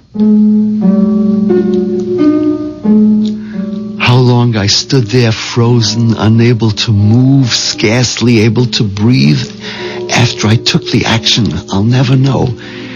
I suppose Florence must have thrashed and twisted. There must have been a sound of choking and bubbling as her head stayed beneath the water. I'll never know. I don't remember All I do remember is what brought me out of my trance. Who's that? Doorbell. Who? Must be Sherry. Yeah, Sherry, you gotta answer.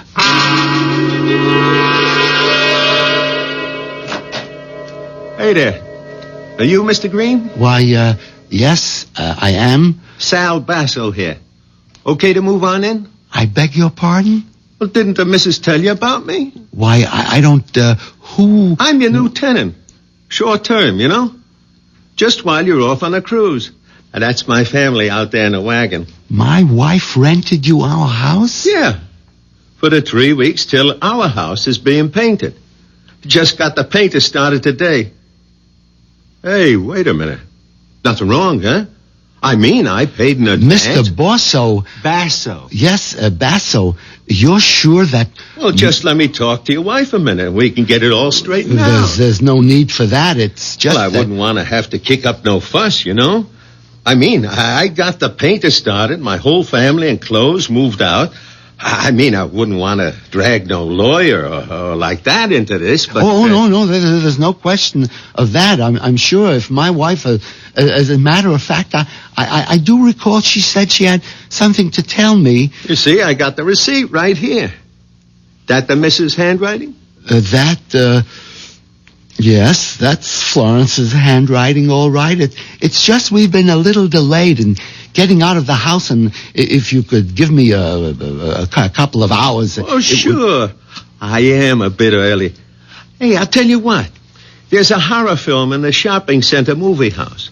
Now, I'll take the family there and give them a thrill and come back in, say, a couple hours, okay? And tell the missus to have a good time on that cruise. And she shouldn't fall overboard or get drowned or nothing like that. Hello? Henry? Oh, I thought you'd never call. Listen, baby, I'm all packed. I'll hop in a cab and come to your house. You better be ready with the bags and money, and we'll leave for the airport in the first plane. What? Why not? She what? Rented the house? Well, so what's the difference? Why can't... All right, Henry. All right, don't get excited. Yeah, not on the phone. I'll be right over. I won't. We'll figure out something.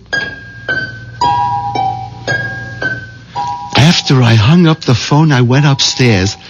There was something I had to do for Florence before Sherry got there. She was heavier than I thought, and it took me some time to dry her and get her dressed. It helped since she had all her traveling clothes lying on the bed. By the time I had her propped up in the slipper chair, I was soaking wet and shaking all over. By that time, I knew what I had to do. I opened the door to the basement, turned on the light, and went downstairs. Over in the back corner was what I was looking for. An old wardrobe trunk that used to belong to Florence's father. It was covered with dust and mildew, but I wiped it off with a rag and dragged it across the cellar and up the steps. I can't. She's so heavy. Just a few steps more. That's it. Now we can get her in the trunk. I still think we should have cut and run. Easy now. Get her so she's sitting on the stool inside. We wouldn't have had time to get away. The Basso's 6 or 7 kids, they'd have been all over this house. Nowhere to hide, Florence. That's it. Now, to get it closed. I'll hold. You push. There. Henry, are you sorry? I don't know. I'm numb. I'll try to make up to you for it. I did it for you. The crazy things a man can do. Well, at least you're free. No, not yet. Florence may be dead, but we still haven't gotten rid of her. Oh, I wish... Yeah, so do I. Just look at me. I'm an absolute frump. Well, Florence was a bit bigger than you. A bit? If I had a twin, she'd fit in here, too. I can't go out like this. This'll cover you up. What is it? A raincoat. We're in luck. It started to rain. You can pull the hood over your head, and you look just like Florence. Thanks a lot. Do we have to go through all this, Henry? The neighbors might be looking out, and someone has got to get on the boat with me. They've got to think that Florence came aboard so she can fall overboard tonight. And then I sneak off in my own clothes before the ship sails. I wish I could have you with me, but I can't. Oh, that's all right, Henry. I'll try to bear up. There were just too many other things to think of just then. The first, getting a cab. The second, getting it loaded and away before Mr. Basso and his family returned from the horror movie. I envied him. He was just watching one. I was living it. Okay, Mike. Now ready. Lift, eh? Easy. Try to keep her upright. Who? They are the trunk. Oh, what's the diff? You got a body in there? A what? I'm just giving you a rip. Feels heavy enough for one. That suit you? Yeah, sure. Yes. Fine. You got to be some kind of a nut to think you got to get some old trunk like that on any of today's cabs. Them trucks went out with Jimmy Walker. Yeah, I'm just lucky you were nice enough to help out. For 50 green ones, Mac, remember? Oh, sure. Here. Okay, climb in. I have to make sure my wife will follow in the taxi. Well, I'm sorry, ain't got no room in the truck for 3. I'll be right back. I ain't going nowheres without you. Well, we're all set, Sherry. You trail us to the pier. Here, I'll take the suitcase. It's all right. Might as well leave it with me. Goodbye, Henry. Well, goodbye for now. Anyway. Jouncing along in that miserable little pickup truck, that last goodbye seemed somehow so final. Could Sherry possibly... But I put that out of my mind as I told myself that everything was working out for the best. Just a few more hours and we'd be home free. What's the holdup? Search me. This is the line for the pier. Hey, you want I should go find out why it's jammed up? Nothing moving? No, Hey, wait a minute. Here's a cop coming along your side. Officer?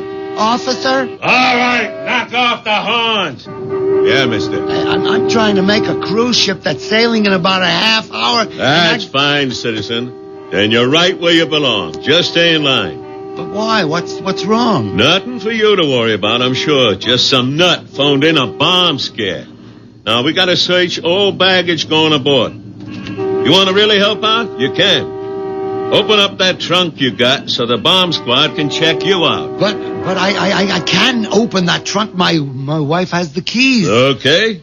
So where's your wife? Was she... she's in a taxi right behind her. There wasn't room for her. What taxi? Oh, be a son of a gun. That one just pulled out making a U-turn. Stop her.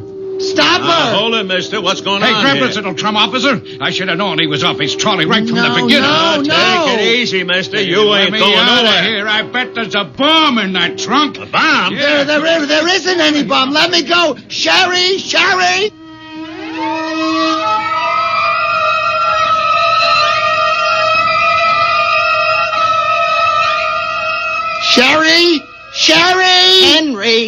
Henry, wake up. What? Where? Florence, where am I? Oh, I'm not surprised you don't know.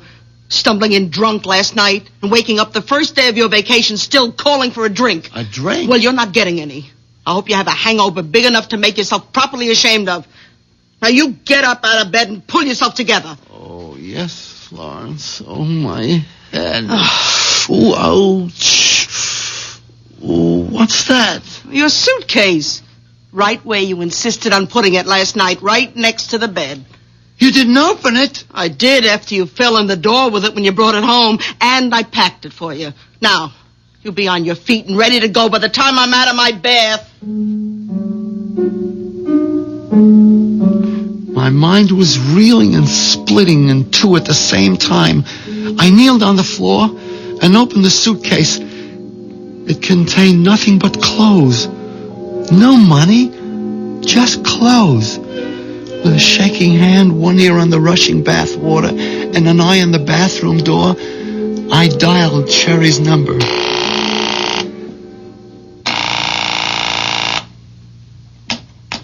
Yes? Sherry? Who's this? Henry. Henry who?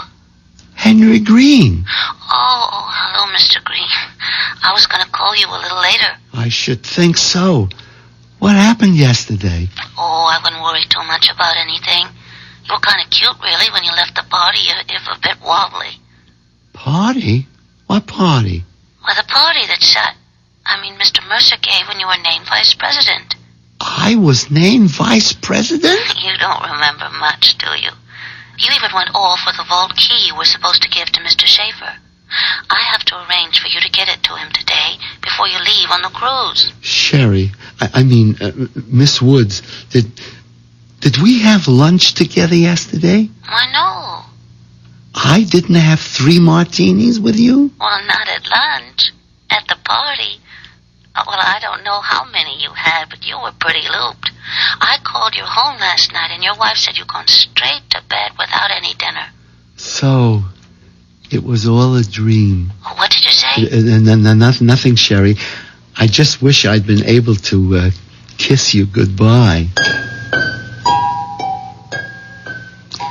I sit here hunched like a mouse, remembering the dream and facing the reality. And I wonder which is the real nightmare. I suppose I should be grateful it was only a dream. But on the other hand... Henry! Henry! Come in here right away! I have a cramp in my foot! I need you!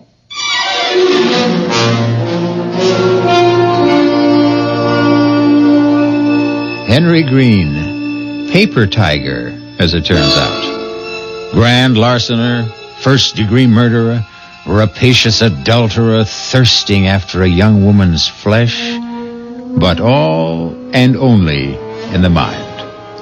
And surely to have to go on living with someone like Florence is punishment enough to fit the crime. I'll be back shortly.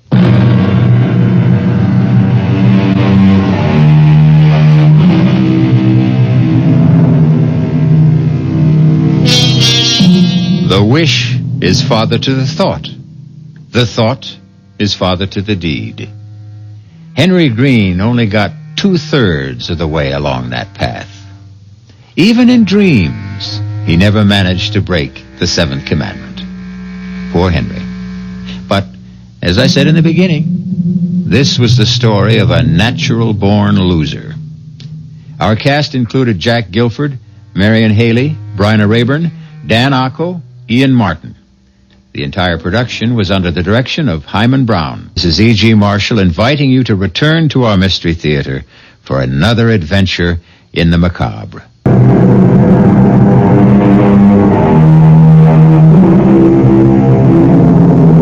Come in. Welcome. I'm E.G. Marshall. Jasper Sheridan is dying. Even the most ignorant of laymen could determine that fact. The wax-like face, the emaciated body, the rasping breath that precedes the last death rattle. In the huge baronial bedroom, he faces his only living relative, Barry Holden, a great-grandnephew. A fortunate young man who is the only heir to one of the richest, if not the richest men in the world. Fortunate? Listen. Barry, are we alone? Yes, Uncle. Open the drawer in my bed table. You see the small bottle in it? Yes, sir. You mean the one with the ugly little black bug in it? If you will buy that from me for less than $10, you can be the richest man in the world. Oh, Uncle, you know me. I'm always broke. I can raise, $7.43. Will that be enough? More than enough. Will you buy it from me? If you want me to, of course.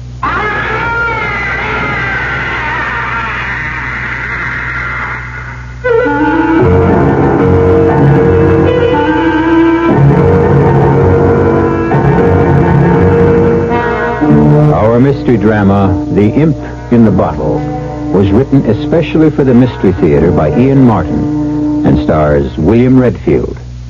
It is sponsored in part by Anheuser-Busch Incorporated, Brewers of Budweiser, and Buick Motor Division. I'll be back shortly with Act One. There's nothing wrong with drinking Budweiser sip by sip, is there? Well, the brewers of Budweiser think there's a better way. Sipping's fine if you're drinking wine. But Bud is the king of beers, a hearty drink. Look, rinse a 10 or 12 ounce glass with cold water. Then, open a can or bottle of Bud and pour it right down the middle so it kicks up a good head of foam. Now, take a big drink and then swallow big. No sips. That's how it should be done. More taste, more beer drinking enjoyment. Thanks to exclusive Beechwood aging, Budweiser has a smoothness that lets it go down especially easy. Sure, it's an expensive way to brew beer, but brewing beer right does make a difference. That's why, when you say Budweiser, you've said it all. Anheuser-Busch, St. Louis.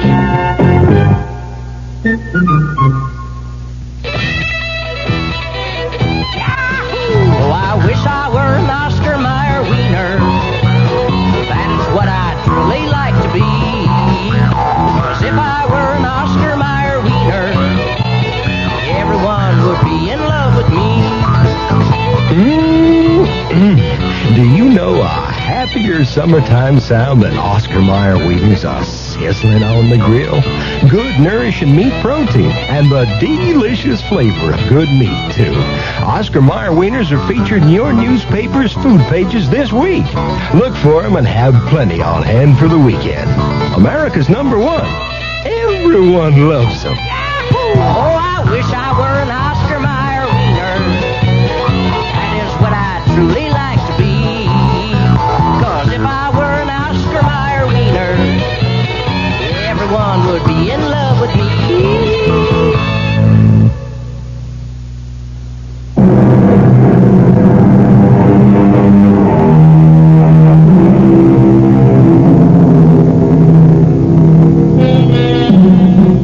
When a man is over 90 and you are 24, with your life just beginning, why not humor a dying man's request? But you didn't expect a minor gesture could cause that piercing, shattering, evil scream that shriveled your tolerance to a shivering fear.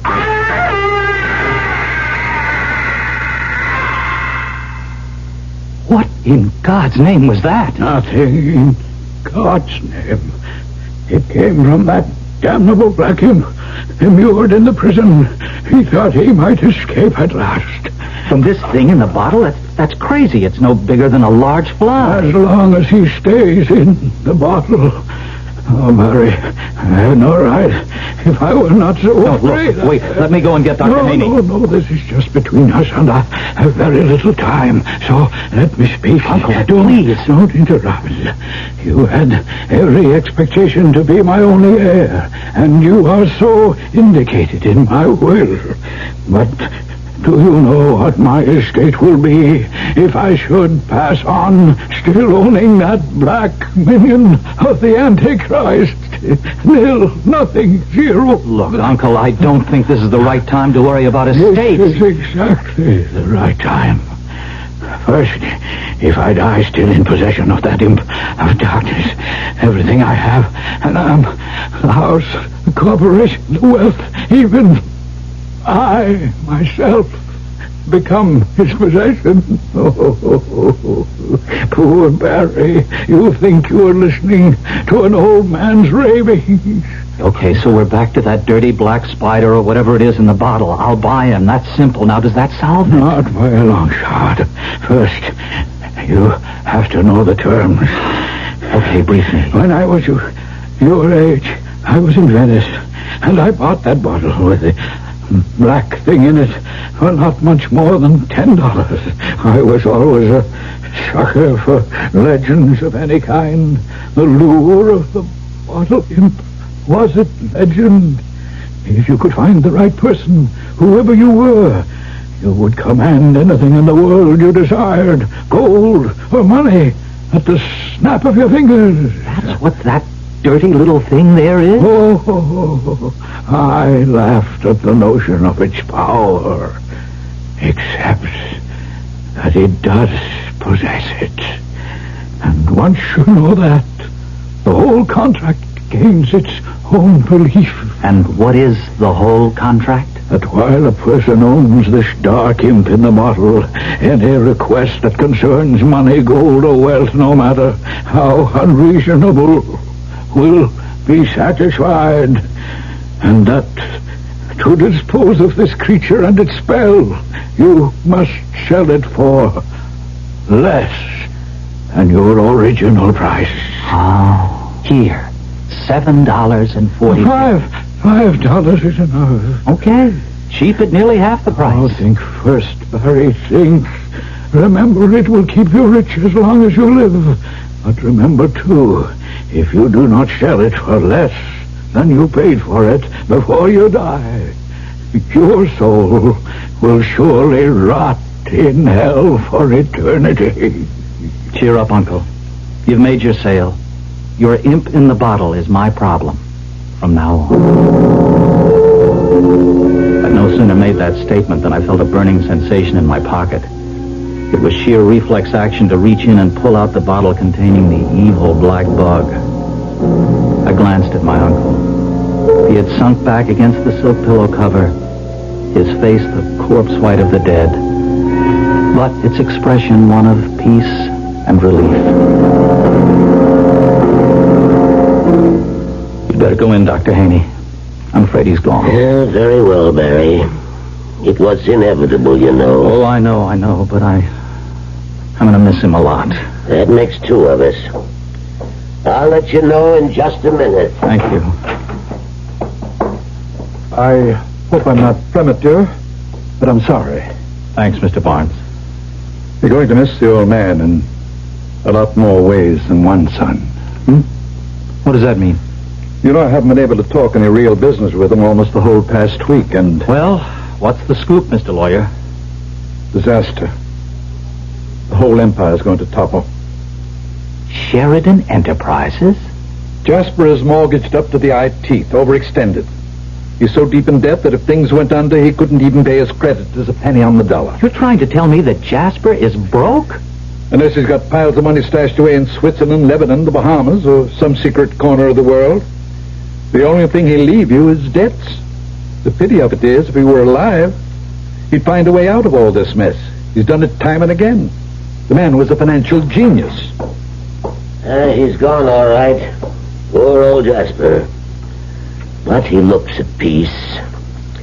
He certainly looked like he left you well provided for, Barry, if that's any consolation. Well provided for, perhaps. A consolation? That remains to be seen.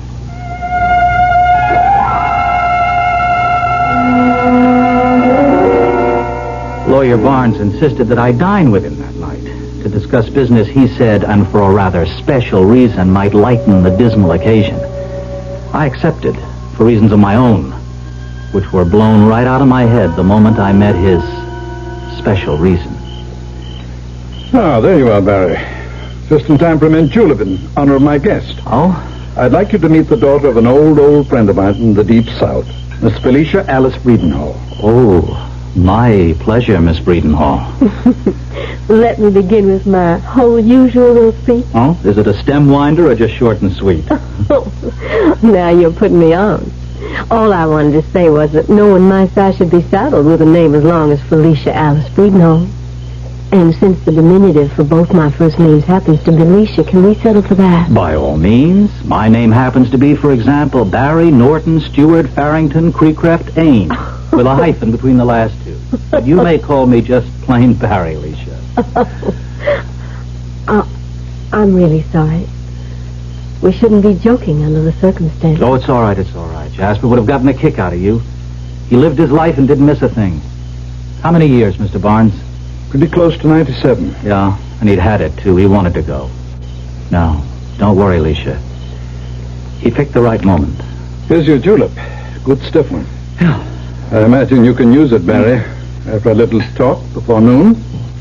You and I are going to have to get together tonight, you know. You know it. That's just what the man ordered. Oh, I didn't think you'd be so eager for our talk. Oh, I wasn't even thinking about our talk. I was talking about the drink and the lady who comes along with it. Alicia, even after just one long, cool swallow, I apologize about the name nonsense. My name is plain old Barry Norton, NMI, as we used to say in the armed services. NMI? No middle initial. Barry's good enough for me anyway. You going to be staying up north long? Oh, that depends. Oh, that's the dinner bell. If we keep Mrs. Grimes waiting one moment, I might lose her. I have no intention of doing so.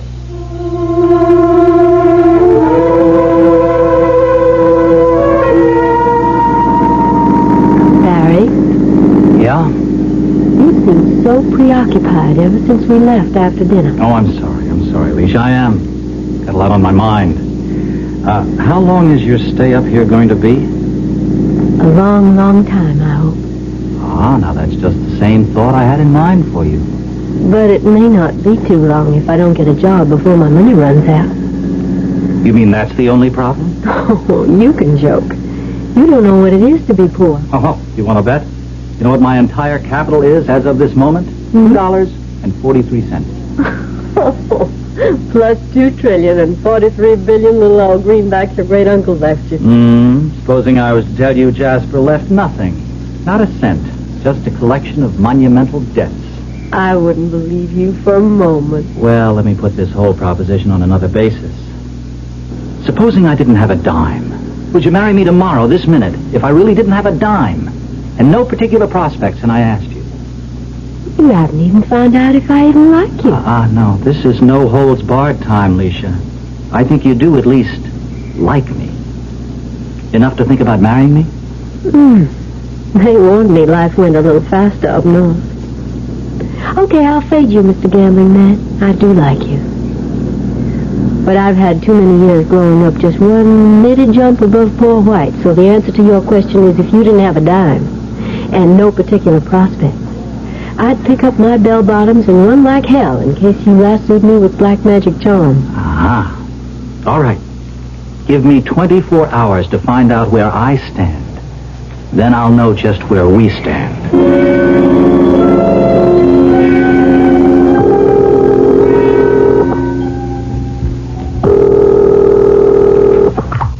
Hello? Mr. Barnes, I won't be back tonight. But you promised. I have to go over this whole business situation with you, and just because of Leisha, you... I know. I won't say this has nothing to do with Leisha, but by later tonight I may be able to give you some better news and relieve your mind about financial affairs. I'm holding what gamblers call an ace in the hole. Now keep your lawyer's fingers crossed that it pays off. What I was holding in my hand was the imp in the bottle. And with my own fingers crossed, I took it back to Uncle Jasper's house. With shaking fingers, I twisted the cap of the little bottle. And suddenly it came off with an explosive whoosh that rocked me on my heels and turned my blood to rainwater. Out of the narrow opening, a great foaming black cloud burst like an atomic bomb. The room reeked of fire and brimstone, and the whole house rocked and shook and seemed to disintegrate.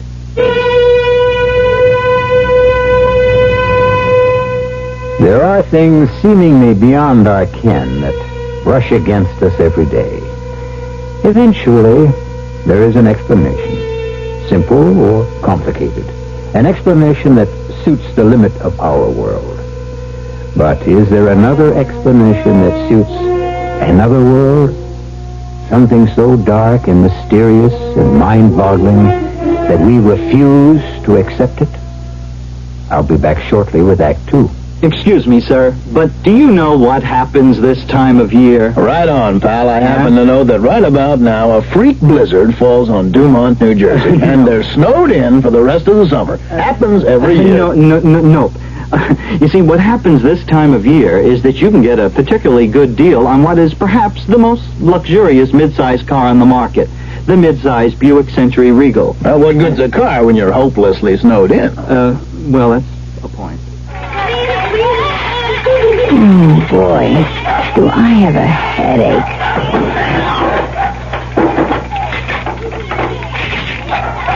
Why do they have to make these caps so hard to open? For a very good reason. Children open things that they shouldn't. That's why we have safety packaging. For the life of your child, you can live with a little inconvenience. For further information, write the U.S. Consumer Product Safety Commission, Washington, D.C. 20207. Hey, what you got there?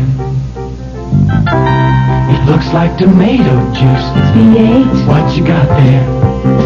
It's V8. Looks like tomato juice. It's V8. Right. Wow. It sure doesn't taste like tomato juice. Mm-hmm. It tastes like V8. Great taste, naturally low in calories. V8 cocktail vegetable juice. V8.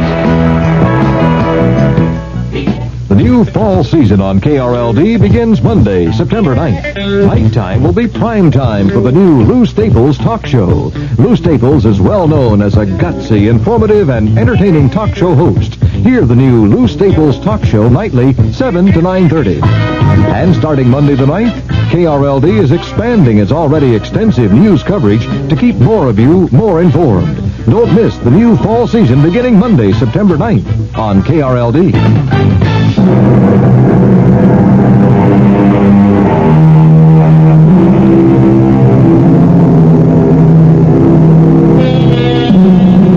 Here is a young man in this day and age who, instead of inheriting a fabulous fortune, finds himself humoring his dying relative by buying from him a small medical file containing an unidentified black form, supposedly capable of producing unlimited wealth. Is something like this possible in the 20th century? We're about to find out. Choking through the black fumes as a swirling wind began to dissipate, the room seemed to have disappeared entirely. I was mainly conscious of the colossal legs, the muscles braced under the thick bristling hair, and as my eye traveled upwards, the monstrous hirsute body, leathern-skinned and humpbacked. The head was small and ridiculous for the gargantuan body, and the voice matched it. Yes, master. What is your desire? Are you the black thing that was imprisoned in that bottle there? I am the bottle imp, doomed by Lucifer to be confined until I bring him a soul. What, you mean I can actually request anything of you and you will satisfy it? As long as it is gold, or what money will buy, all you have to do is ask, and it is yours. You see, my only way to freedom is to trap your soul, or some other. I have no choice. You are the only one who has any free choice. What choice? Sell me for less than you paid for me, and you go free. And whatever money you've given me, or helped me to gain? You cannot have it both ways, master. That disappears with me. And must I free you from the bottle every time I have a request? No. I have no right to freedom of any kind, and until I deliver a soul. Well then, get back in the bottle.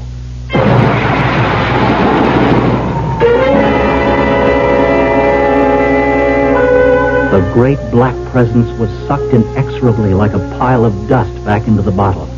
And in the blink of an eye, I was back in my own room. And trapped in the bottle was the dark, shapeless mass of the Devil's Apprentice. The die was cast as far as I was concerned. Of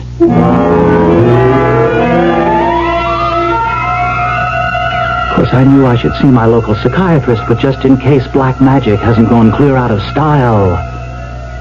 Abracadabra, right on the bed.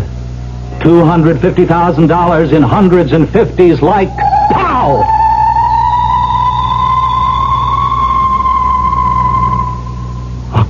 $250,000?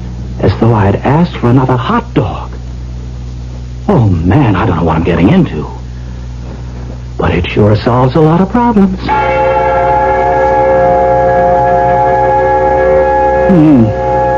Strange. I thought he had everything filed with me. When I saw how serious the situation was, I tried to talk the situation over with Jasper, but he refused to discuss the whole subject. I can't understand Well, why. perhaps he was waiting for a messenger. What messenger? The one that gave me the envelope. Can't understand why this didn't come to me. After all, I am his lawyer. And I'm his heir. That's true, of course. And I was in the house.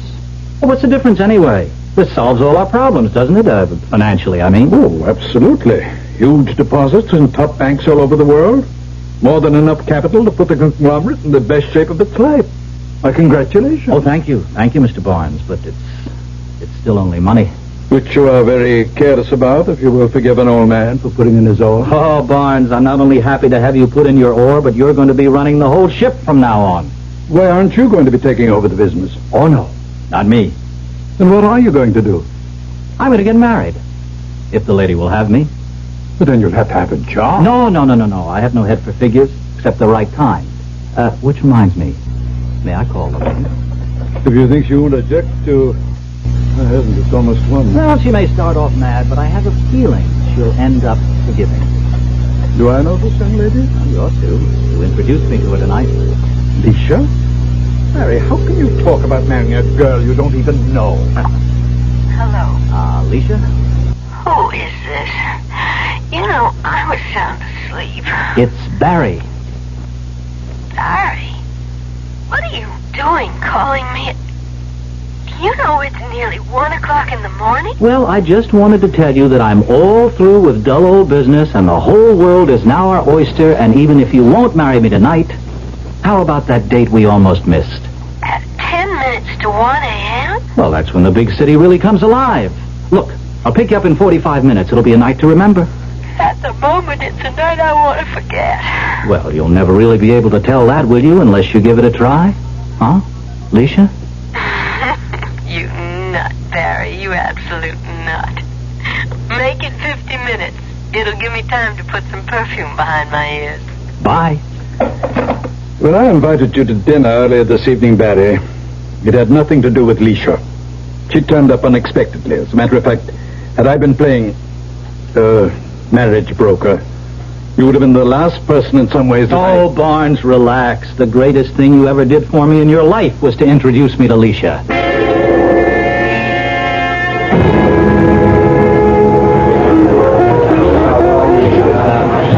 Take you back home? That's good, solid New Orleans blues, man. Mm-hmm. And the martini? It won't knock me out. But I don't know about another round. What's your stand on walking? Great. As long as I can stand. And I can stand. Don't worry. Good. Up Fifth Avenue to the Plaza Hotel.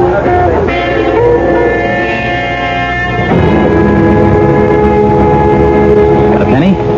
No, sir. My mad money comes in slightly higher denomination. Oh, you didn't think I'd run out on you? It hasn't happened yet. I just protect myself at all times. Okay, here's a penny. And I have one, too. So we turn our backs on the fountain, throw them in, and wish the best wish we know. Oh, that's the Trevi Fountain in Rome, you do that. All right. So we're starting a new trend. Arrivederci, Roma. What was your wish? If I tell you, it won't come true. Where next? The night is still young. The Small Hours Club? What's its particular kick? Oh, just the best food in town, nice, slow, quiet dancing, and a wide-open casino from craps to Chinaman. Oh, just stop at the dice. They're Mama's children. You stake me 100, I'll run it right through their limit. Oh, baby, I seem to have just pushed the important button that turns you on. Come on, let's see you roll them.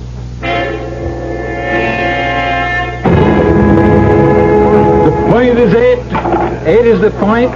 The lady is riding 15,000 a cover. I have 3 from you, sir, 2 from the gentleman next to him. Are there no more takers? Oh, yes, sir, fading 5,000. Thank you, sir. That leaves 5,000 open. And if there is no one else to cover, yes, I have a taker. You cover the open 5. You are faded, madam. Your dice, the point is 8. Oh, come on, baby. We can't run in any more bad luck. This is our time. Come through for Mama, and away you go. 7. You lose. Oh, well, it was my own fault. The whole thing was my own fault from the beginning. See, my whole trouble is that I really don't give a damn about money. I mean, if I've got it, great. But if I don't, I'll get by. So the trouble is, I never recognized the fever in others. I certainly didn't in Leisha anyway. The $15,000 was play money to me, the way I was fixed with my own personal little devil in the bottle. But I should have spotted Leisha as a lady who was hooked on gambling and the money that went with it. Here we were just beginning, and I didn't know it, but we were already on the way to the end.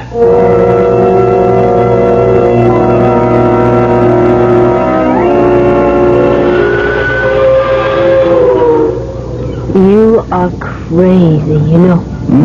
But you, yes. I'm not talking about that. You let me gamble away $15,000 and then take me on a 5-cent ferry ride. Well, the last of the big spenders, they call me. Oh, baby, just look at that sun coming up over the skyline. Isn't that worth 15 lousy grand? I'm going to take off my tie and open up my shirt and enjoy the sun on my manly chest. You could have gotten the sun just for a nickel. Ah, but I might not have been able to persuade you to make the trip. I swear to Jonah, you are something else. What's that chain you have around your neck? Oh, it's kind of a lucky charm. May I see? Sure. Here. What? Just a little old bottle like you get a prescription in. Mm-hmm. What's that black thing? Oh, Barry, I am sorry. I thought it was a spider, and I'm just scared to death of them. And before I knew it, You chucked it overboard. It was an accident. I didn't... Never mind. It's gone forever now. Does it mean all that to you, Barry? We're getting near the landing. Let me ask you a question right out here in the morning sunshine in front of God and everyone. Are you going to marry me? It's like everything else tonight. Crazy. But, Barry, I just guess I'm going to have to. I mean... Barry. What is it? The bottle. The chain. And that thing is right back around your neck again. How did you do that? I didn't. I guess there is only one way to get rid of this. There's something funny going on. Barry, you kind of scare me. No, I don't know. Wait a minute. As soon as we land, come back up to the house with me. Oh, no, sir. I've already spent the night with you. That's as far as we go this time now. Oh, Leisha, it's not your lily white body I'm after. Not tonight, anyway. It's just a secret I want to share with you. A secret I guess I've got to share with you before we do get married.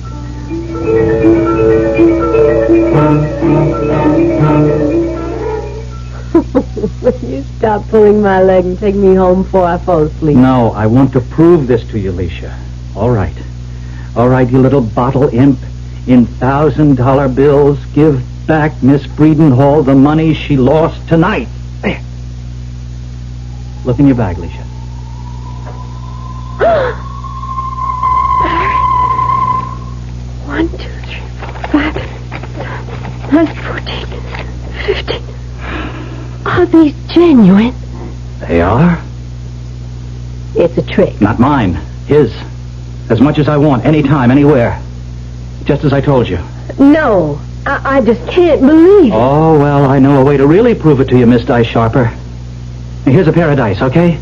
Roll them as long as you want till you're sure there's nothing kinky about them. Then tell me what number you want to throw and how many times. And the bottle imp will see that it happens. Okay. You can't fool me on this. I know dice, and I know odds.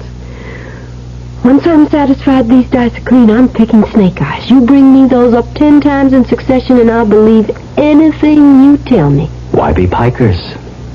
Let's make it 20.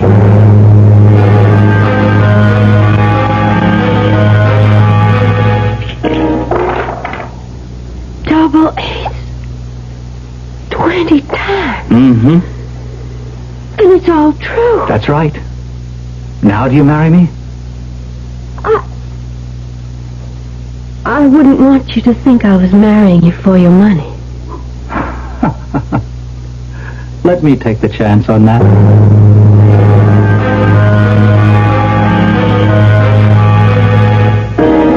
The there, Barry. Games of chance are not your forte. And you don't know the odds. You're a good-hearted, happy-go-lucky guy who's gotten himself mixed up in something evil.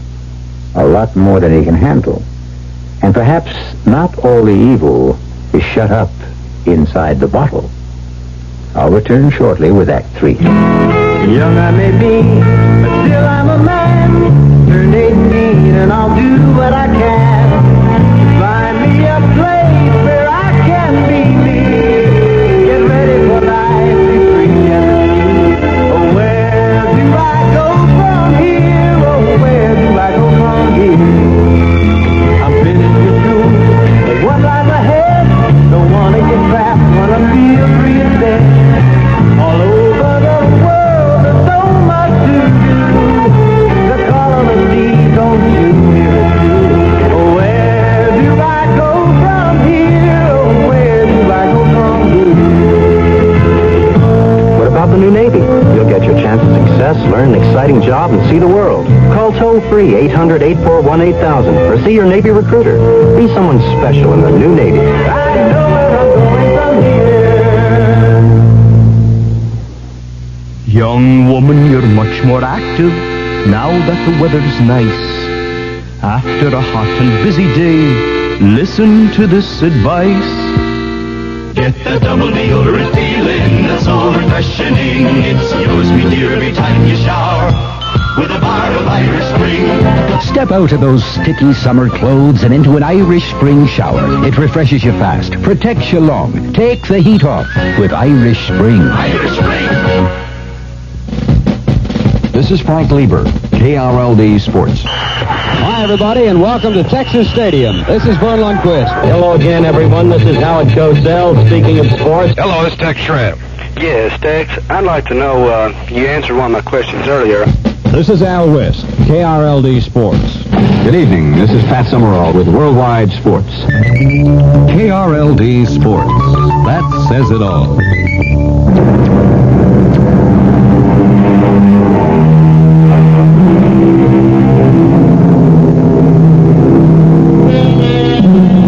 Jasper Sheridan's funeral was sumptuous and dignified.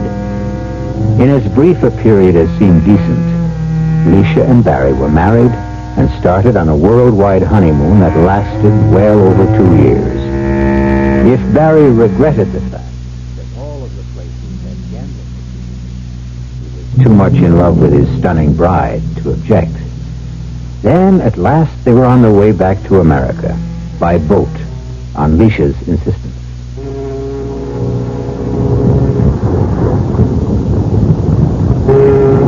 Well, I see you broke the bank again for the second night out. I am not always so lucky, Mr. Stockfrassel. Oh, you know my name. I was going to introduce myself. I'm flattered, Mrs. Norton. Of course you're not. No more than I am, but you know mine. We are birds of a feather, eh, you and I? We have more money than we know what to do with. We gamble. We are both members of the international set. The only difference is you own ships, and I own a rich husband. But there is another difference. Oh? At least one. You are a woman. I am a man. I am surprised your husband doesn't make sure to keep you close to him. Particularly on shipboard moonlight nights. Oh, Barry doesn't sail well. He uses Victor's cabin unless it's clear as glass. Then I shall hope for a rough crossing. Am I to consider that a pass? But most definitely. I'm a married woman, Mr. Stockfrassel. Marriage is a state of mind, Mrs. Norton. It is no longer the business once was. May I hope to see you in New York? Perhaps you come to visit my house. With my husband. Or without. That can all be arranged later. Here. Here is my unlisted number, if you should ever need me. And of course, I am of your service for the rest of the voyage.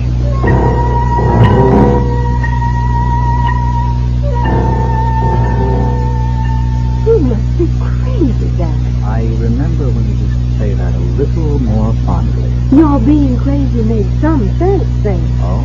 And now it makes none? To go out and take some 9-to-5 job in a sturdy little store as a numbers, whatever it is. Numismatist, a collector or seller of old and rare coins. Funny, isn't it? The only real interest I've ever had in money. Well, you won't make much of it there. Oh, I don't know. With the deal Charlie's offered me, I could do quite well.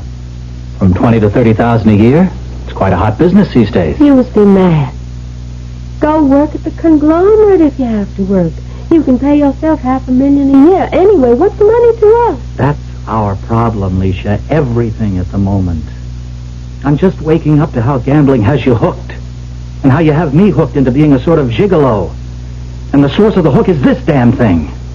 So the way to get off the hook is simple. I'm going to sell him. Sell the bottle imp? But that means that everything would be gone. No, except what I make. We just have to learn to get along on it. But why? Why? Because, honey, it's all wrong. And more I'm becoming aware of my immortal soul and how much it means to me. Sell me the bottle. Aren't you concerned with your immortal soul? Oh, Barry, you know I don't believe in that rubbish about after death. Anyway, I could always sell it to someone else. Only you wouldn't have the nerve. Oh, no. Oh, no, Leisha. You are the last person I'd ever sell the imp in the bottle to.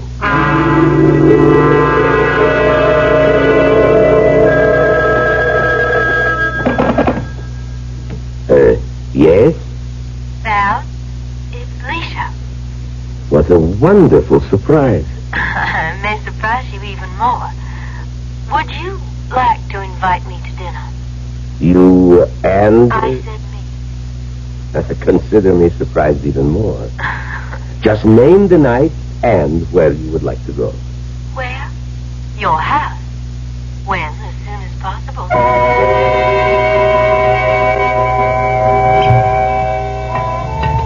More brandy?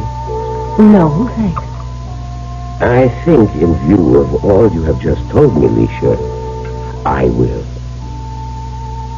I want you, no matter what your use. And I can make you happy physically.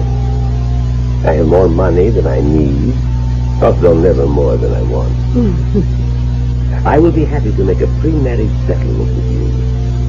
The one thing is the fly in the ointment, the imp in the bottle. But that's the same point. A love song. Whether you believe in it or not. And you can get it for $55. Why should you sell it to me, a stranger? Why not to you? Because he believes whoever buys it sells his soul to the devil.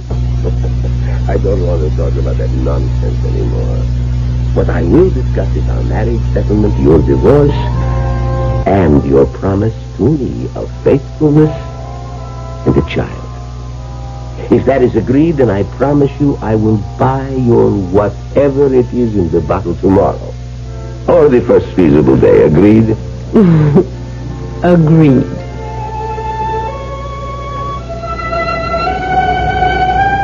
I knew nothing of this conversation, naturally, since Leisha shared little with me these days.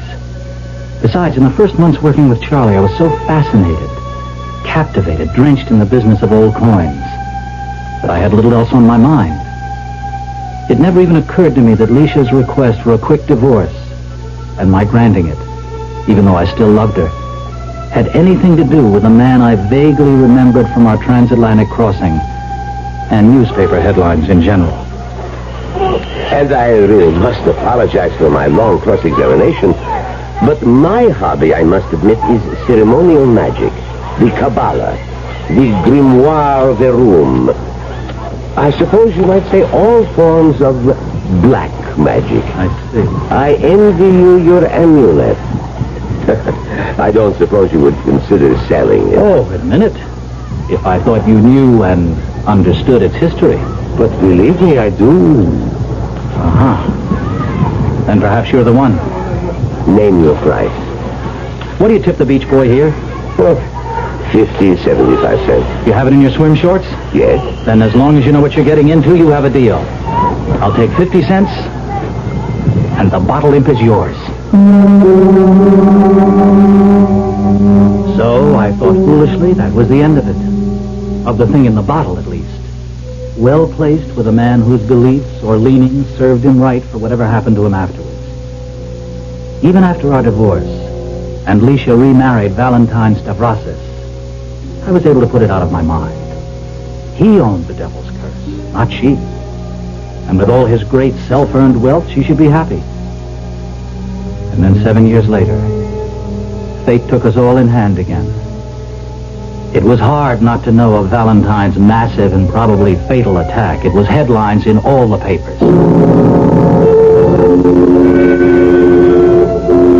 Nurse, would you leave us alone, please? Val? Val, can you hear me? What? What? It's Lisha. Lisha. Lisha. Thank God. Lisha, find someone. Find someone. Find someone for what? I can feel it. I'm going to die. But not with the black imp waiting for me in the bottle. I'm afraid. Got to sell. Got to save me. It's all right, Val. I'll buy it. And promise you to get rid of it. I don't need it anymore. How much? What did you pay for it? Val. 50 cents. Just let me look in my bag. I'll open it and give you less. Whatever change I have. Oh. Hurry before it's too late. Oh, God, I haven't any change. There's no change. I gave it to the taxi man. Please, Lisha, help me. I can feel the hot, stinking breath. His wings folding about me. Don't let me die. Die forever in torment. Oh, thank God. A little miracle. Here, Val, stuck in the corner of my purse, a penny, a cent. All I have. Oh, no.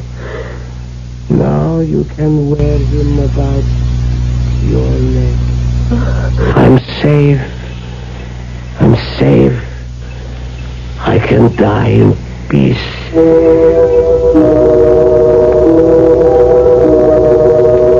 As Val died, his lungs unable to sustain their pressure even underneath the oxygen tent, Lisha, without thought, lit a cigarette.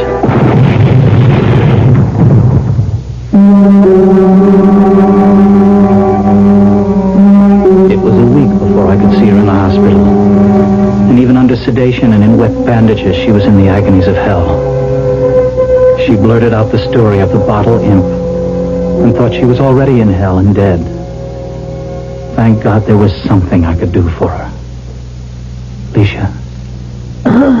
Lisha, it's Barry.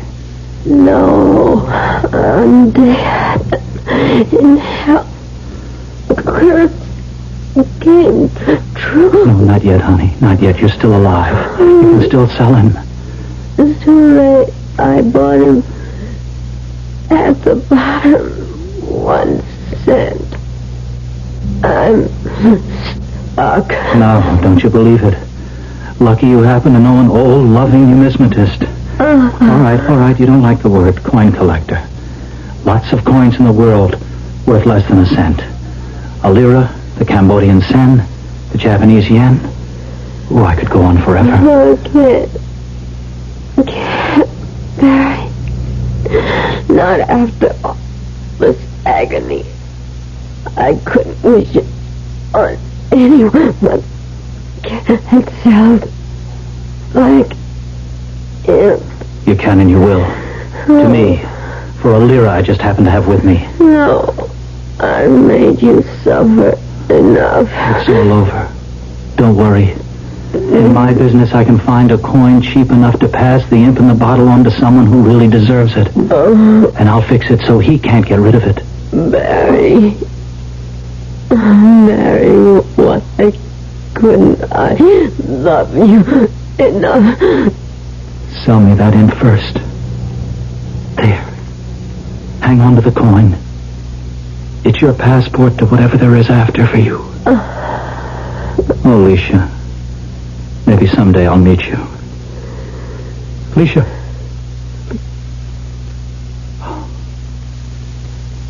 She's gone. Oh, darling. I hope you found peace at last. Barry's business as a coin collector grew, and paramount among his collection of coins were all the ones of lowest value in the world, sufficient of them to make change for any larger denomination. Sooner or later, he knew he would meet someone who really deserved the imp in the bottle. And sooner or later, he did. I'll be back shortly. Pardon me, miss. Can you tell me what happens this time of year? Rhubarb reaches its peak. Nope. Muskmelon reaches its peak? No. Does it in any way involve something reaching its peak? No, not really. Oh. What happens this time of year is that you can get a really outstanding deal on Buick's small but surprisingly elegant Apollo. And with what's happening to prices, you may never have a better chance to buy a Buick, huh? Hey, I know what happens. Yeah? The buzzards come back to Hinckley Ridge, Ohio. Oh. I hadn't thought of that. It makes good sense to use this in the sun. Don't overdo and get overdone. 'Cause the sun can age and can hurt your skin. So color up or come on in. Constant overexposure to the sun could be harmful. Your American Cancer Society advises moderation for protective clothing or sunscreening lotions. Remember, Color up or come on in.